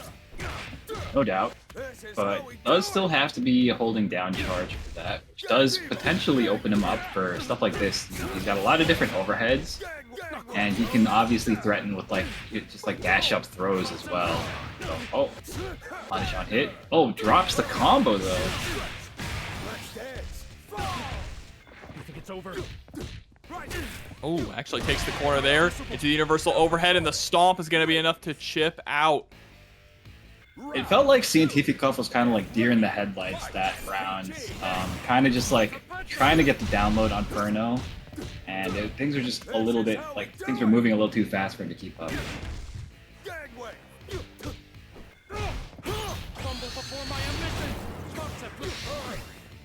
Oh, wow. Poetry Chef coming through with $13.06 into the match arena. Appreciate you, Poetry Chef. Thank you. The players appreciate it as well, putting us at a clean 240. Oh, big damage opportunity here for Ferno. Gets the hard knockdown, gets the low, I want to say. Super, but is it enough? Should be? No. And that'll do it. That little flutter in the air just has so many different niche properties to it, and being able to get over things like that is also such a good aspect of that button. No doubt, no doubt. Kain versus Salvatore.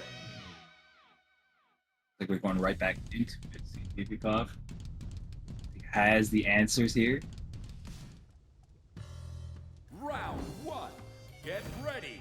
Fight SPG. Oh, okay. We got the tunes too. The gang into the overhead. Not quite. I expected more. Thrown out of the offense. Unfortunate for Ferno. And this is where Kain is so scary, right? When he can, oh my goodness. hold that shot. You're gonna see a huge combo. Yeah, but in the corner against Kain, when he can just freely set up the orb and get just completely limitless offense, this is where the character really shines, and that's why this character is the character that won EWC. That is absolutely true. CientifiKOF, I mean, once he stole that corner position away, it was just curtains from there. In any kind of response is a massive risk, right? That's the thing. Any guess you take, if you guess wrong, you're going to pay dearly for it. But speaking of paying dearly, here is a nice confirm from Ferno. And that'll do it for the rounds. Gonna be able to finish it off here. That was a lot of damage. Ridiculous amount. Over 60%. Love is all you need. Salvatore wins. Final round. Get ready. CientifiKOF, though, coming into this final round with a full meter. Okay. Nice punish. My goodness.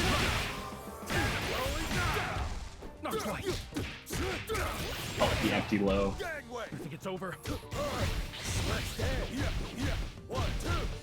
Yeah, gonna stay safe here. Oh! Oh wait, that actually wild punished? That was so strange. Okay, this should be it.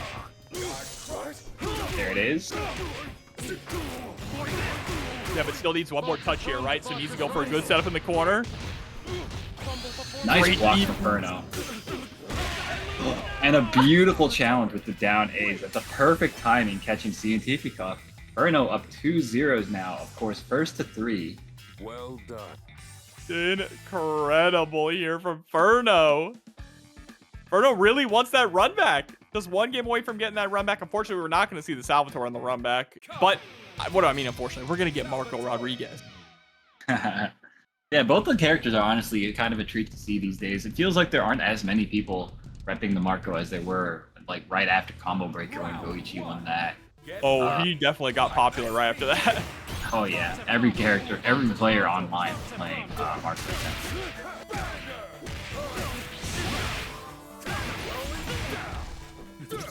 Going down. Oh, that was kind of gross. The JC frame kill into the low. That's been getting, I want to say that's been like 5 for 5 tonight on the broadcast as a whole. The backdash. Nice. Oh, I thought he was over it. Yeah, had the right idea, just mistimed, unfortunately. I think he was already in the air a little too long. Oof. Yo, Ferno on set point with Salvatore. Get ready. Fight SPG. Could this be the end for the doctor? That looks so good. Bro, what song is this? It sounds, the tune, the melody is quite familiar, but I can't put my finger on it. We need to hit up Rome. Rome is just the living jukes box for SNK games. Oh, definitely. Alright, that RC. Yep, keeping it safe immediately into the rev flow. Oh no, already pressed the button. That's a massive pickup there for CientifiKOF. But wake up super for the reversal. Not looking so good. Ferno making the scrambles work in his favor at the moment. Uh-oh, got to do it. Just like that, a 3-0 sweep from Ferno, securing the run back in grand finals against SoSickNASHFAN. Straight into That's good. Bro, Goku? Nice. So Ferno got a lot of interesting color palettes. We got Super Saiyan Goku? Super Saiyan Marco? Get ready. Fight SPG. Oh, man. Burning Geese Tower, chain reaction. It's time to lock in. That's crazy. Of course, in grand finals it has to come up. We're trying to make this a thing. Oh, this was done on purpose. Yes. Like my hands. Okay. It's just, it works too well. Look at this. Oh, Nice with the low. lows.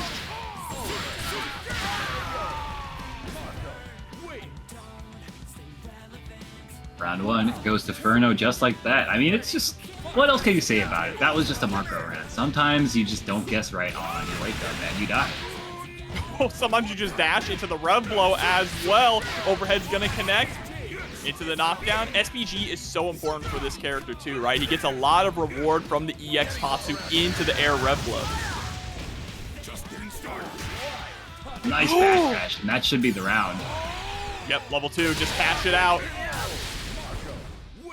Very quick game 1 to Ferno. He cut off the chorus right before it started. That was literally right as it was about to start. That's crazy. All right, so Ferno riding the momentum there of that losers finals win with a very clean game number 1, but we've seen this story before, right? Ferno was able to get up 2-0, and SoSickNASHFAN coming back with the reverse 3-0 in order to get into this winner's side. Get ready. Fight SPG. Uh-oh, big punish opportunity. Drops the combo.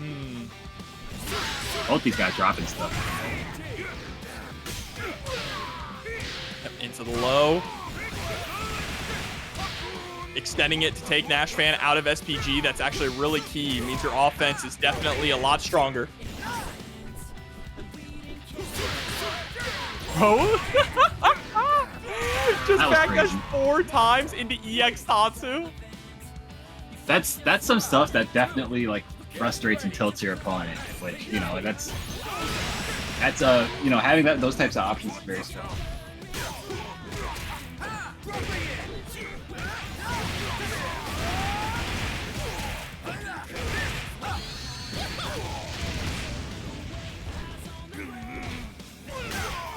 RC, oh, trying to DP through it.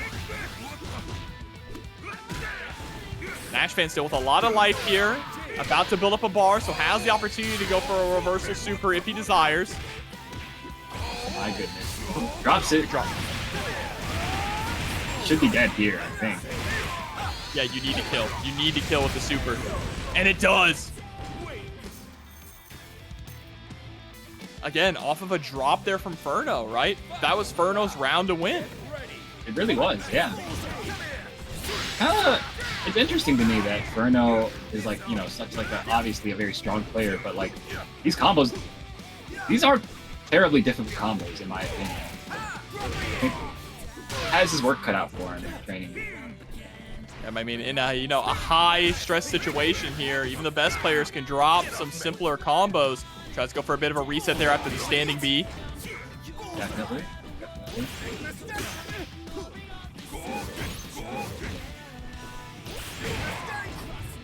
Ooh, yeah, air to air not going to work out there thanks to that rev blow.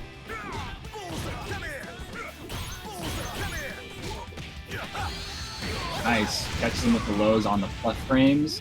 SoSickNASHFAN one interaction away. Doesn't get a clean hit on the super.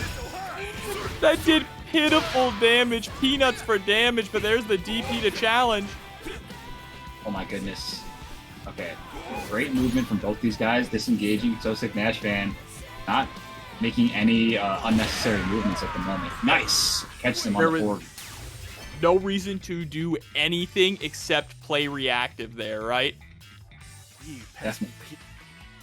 And they Alright, do SoSickNASHFAN ties it up 1-1. Of course, NASHFAN is in the winner's side. What's this? Are we going to Salvatore? No, right? I'm not sure. Maybe taking a little bit of a breather. Yeah, just taking a little bit of a breather. But much love as well to McDudestar coming in with the sub. The resub. Appreciate you. We're going from Super Saiyan to Super Saiyan God now, Aru. We're going to our next... the next level, bro. Oh my god. You weren't even fighting him at his full power. This is what, like 4, right? No, this is Super Saiyan God. I mean, what's the difference? I honestly don't know. In 4, he has a tail. Ah, okay. Gotcha. So see, if he loses here, he's going to go Super Saiyan Blue. That one I've seen before, yeah.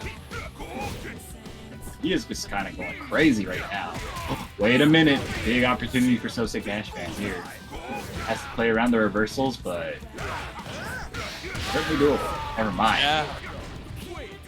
So you see, Aru, Super Saiyan Blue is when you are a Super Saiyan God and then you go Super Saiyan. It's actually called Super Saiyan God Super Saiyan.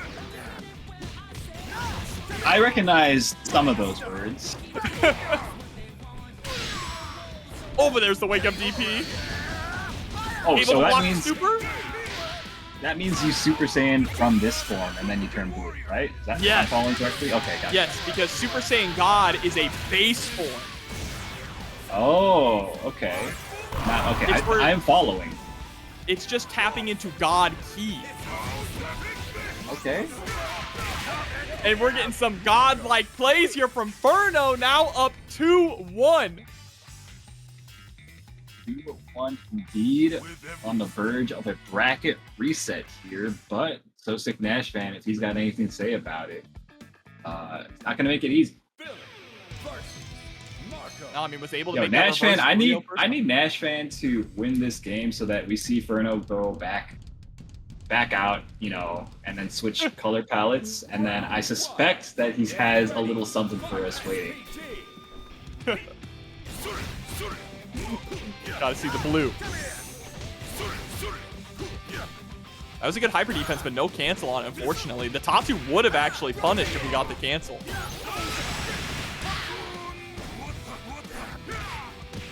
Uh-oh.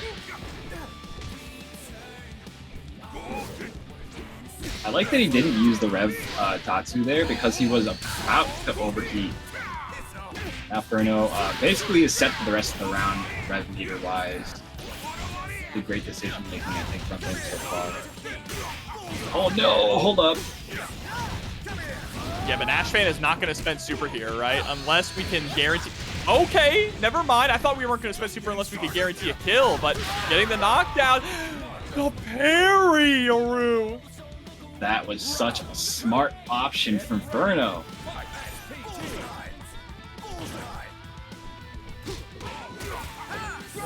Nice, catch him with the low. Oh, but a big punish there on the DP block. Gonna spend the super? No. Okay, I like that decision. Was that a miss input or was that a frame kill? I honestly can't even tell. It's weird in this game because there's also so many frame kills, so many feint cancels. Definitely. Oh my Oh, gosh, no. these overheads, bro. We're looking at another bracket reset, possibly. Oh, and that'll do it. Yo, Ferno resetting the bracket. Ferno riding on this momentum. I mean, at this rate, we won't even have to power up anymore. The Super Saiyan God could take it. I feel like Ferno needs to go back and power down. No, just staying in the base Super Saiyan Hyde form. It's working out. The power down would actually be funny. Dude, I feel like, I mean, it would make sense, wouldn't it? I guess so, but no, you gotta stay the power level you're at until you finish the job. Is there anything after blue? I guess there's Ultra Instinct, right? Yeah, Ultra Instinct with the white hair. That's after blue.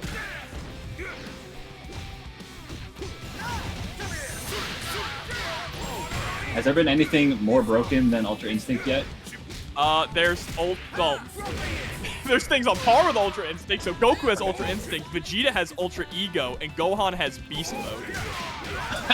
Okay, these all sound very stupid, but And I'll then, take your word for it. and then Brawly has Legendary Super Saiyan.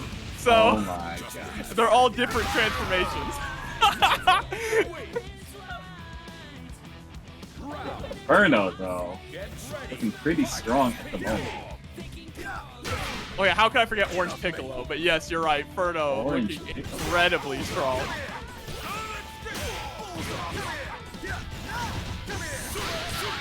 Oh, and there it is, finally getting the guard cancel off of the Just Defend there, the hyper defense. Able to get the punish with the Tatsu. Nice mash out from SoSickNASHFAN. It really feels like NASHFAN almost has no control over the pace of the games at the moment.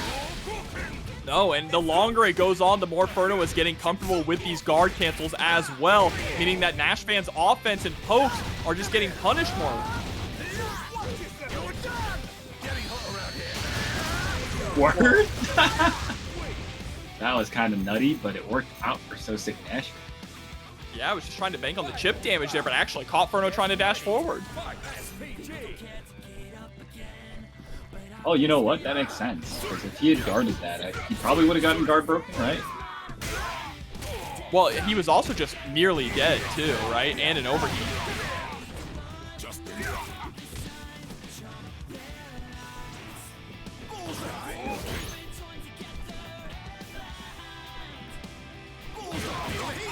Yeah, the patience here. SnashFan finally starting to find a little bit of a groove. Yeah. Got himself a lot of breathing room, I think, slowing the pace down, and that's been paying dividends at the moment. One hit away. Wow, okay.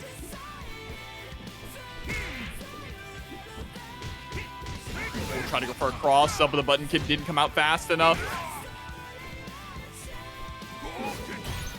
Yeah, this is difficult. Like, how do you approach a Billy with this much life when you're one hit away from death? Yeah, definitely. 20 seconds remain. He's got enough time to make this comeback, but you know what? SoSickNASHFAN shuts it down. The hard part about that is basically in that scenario, you have to gamble on the perfect jump in over far C. And if SnashFan just never presses far C, what do you do? True, you just kind of stare at each other, and like meanwhile, you're just constantly worried about getting poked from half screen.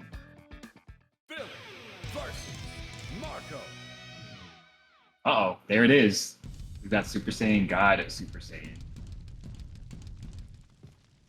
That's right, the blue hair. So he can also go Kaioken while he's Super Saiyan God, Super Saiyan. What in the world? Oh no, wait, no, I know what Kaioken is. Yeah, you know That's the thing where Kaioken. it was like the super that base Goku had in Dragon Ball Fighters, right? Yeah, he gets the red aura around him, and it like hurts his body while he gets stronger. Okay. That's like one of the original transformation things, right? It is. Kaioken? Yes, Okay. it is the OG, besides the ape transformation. Oh yeah, yeah. Yeah, I know some of these things. Dash in. SnashFan is literally sitting on a magic pixel right now. Ferno just needs to do anything. Just force him to block any special move. Oh my god, he does have the red aura around him. That is. I mean, You'd be hurting him. That's crazy. Okay, manages to get out of the overheat, and a nice air-to-air. Wow, Ferno looking so powerful at the moment.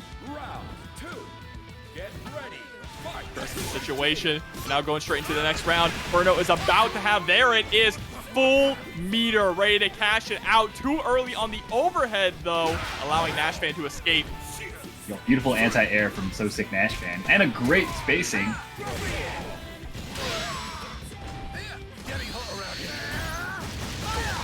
Yeah, you see, that's what I was talking about. It's really difficult to JD that thing. Brother. Oh, no.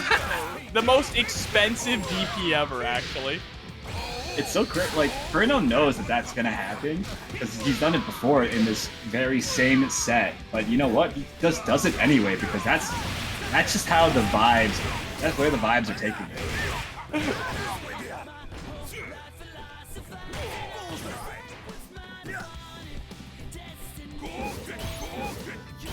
Has to watch out. Kind of zone with the fireballs. Manages to escape the overheat. I love the spacing though from Ferno. I mean, when are we going to see the random Rev Tatsu? That's what I'm wondering. I don't think Ferno should do anything. Ferno has the life lead. There's no reason to go in. Force SnashFan to come in. Force the zoner to come in. No, Oh my why God. would you go in? Why would you go in? You had the life lead. That jump spacing, honestly, was not great, but I don't blame Ferno for jumping forward there because it's really difficult to tell where Billy's going to be in the next like couple seconds because his dash is just so incredible.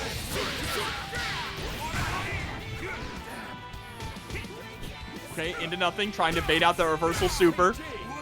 Yeah, reversal super is going to be something that Ferno really has to think about. SoSickNASHFAN sitting on 2 full bars.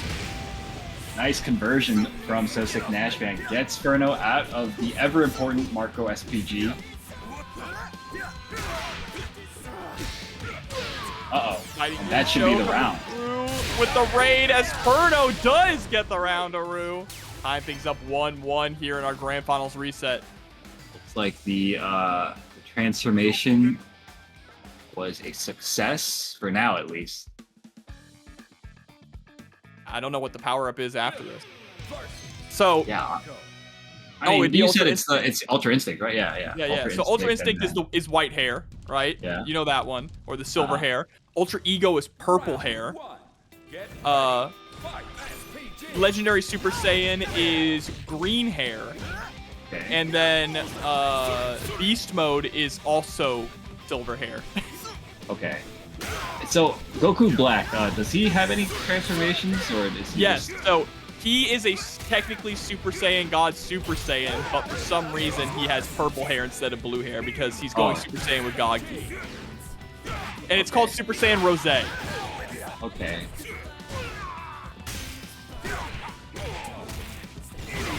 There's a lot. Are you following? I'm following. I'm learning. There's also Black Shit, man. Frieza. Yo, Black Frieza? That's kind of crazy. I'm not gonna lie.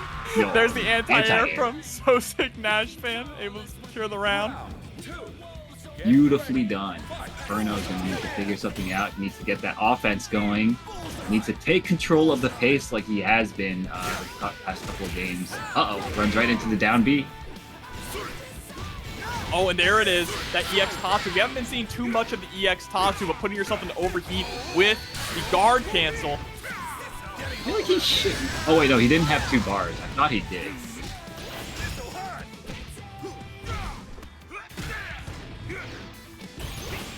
Y'all are going a little too ham in the chat right now. Y'all gotta be very careful. Oh, able to get the 5A, but didn't believe in it. There you go, with the close C. Should be enough to kill with the super. Inferno staying alive again. They are just trading round and rounds back and forth. Get ready. Fight PG. Oh my gosh, beautiful spacing from SoSickNASHFAN. It doesn't confirm into a big combo.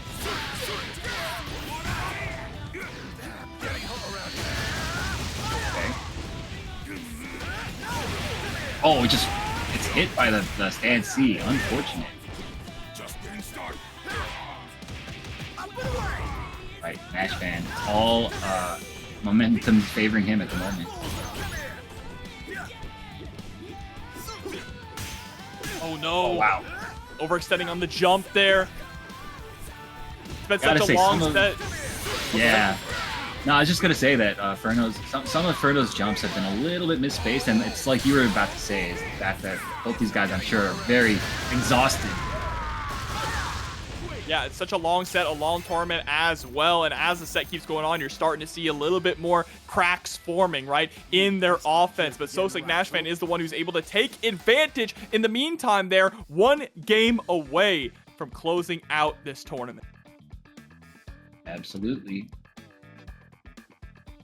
NASHFAN playing quite well. It feels like he was able to figure something out. Not sure what. That's why he's up there, and I'm just here. Oh, yo, he actually did it. The madman, bro. The Ultra Instinct. I need to see you not get hit by, like, anything. You have to hit the slow-mo dodge attack. Oh, shit, yo, and that actually could happen that time. The fact that he has all these colors is what kills me, actually. My man pulled up ready. I think Okay. the thumbnail just needs to be all Gokus.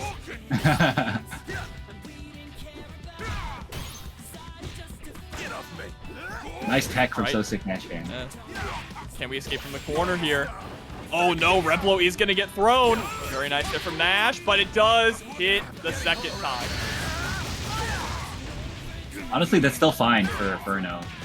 Needs to weather the storm here and get 1 good hit like this, multiple clean hits like that.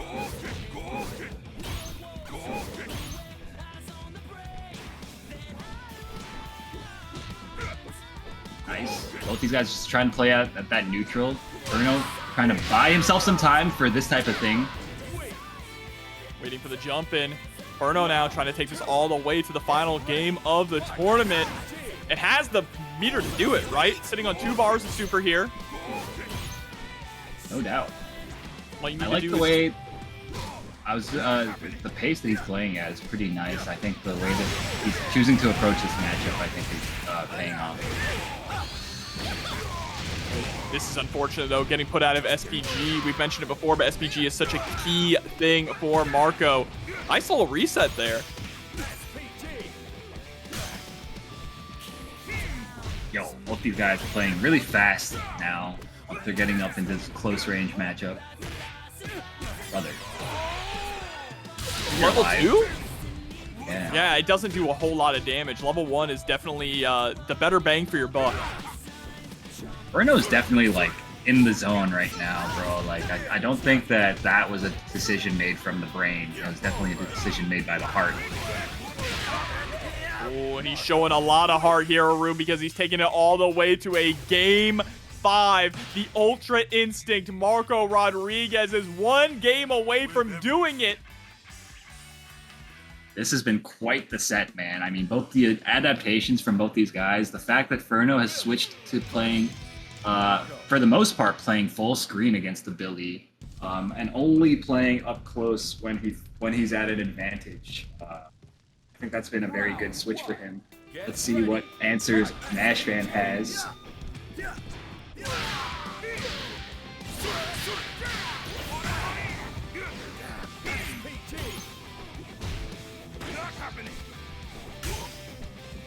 There we go.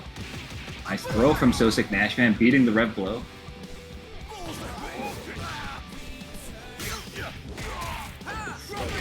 And this is why I feel like he wants to play the matchup from further away. Okay, nice. I mean, playing it from further away, too, just kind of protects you from that EX Tatsu jump scare, right? Which is such a strong part of, our strong cornerstone of Marco's toolkit.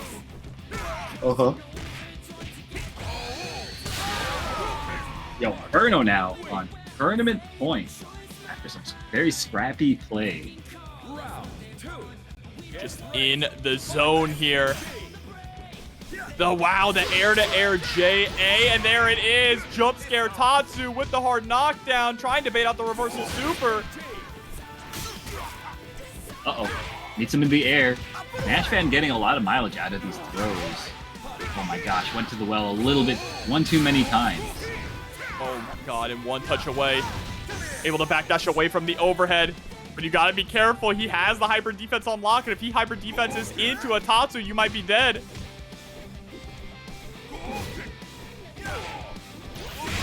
Air. Oh my gosh, and the air rev blow takes it for Ferno.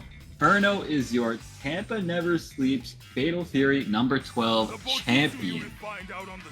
And all it took was going from Super Saiyan to Super Saiyan God to Super Saiyan Blue to Ultra Instinct. In the end, you can't take down Goku.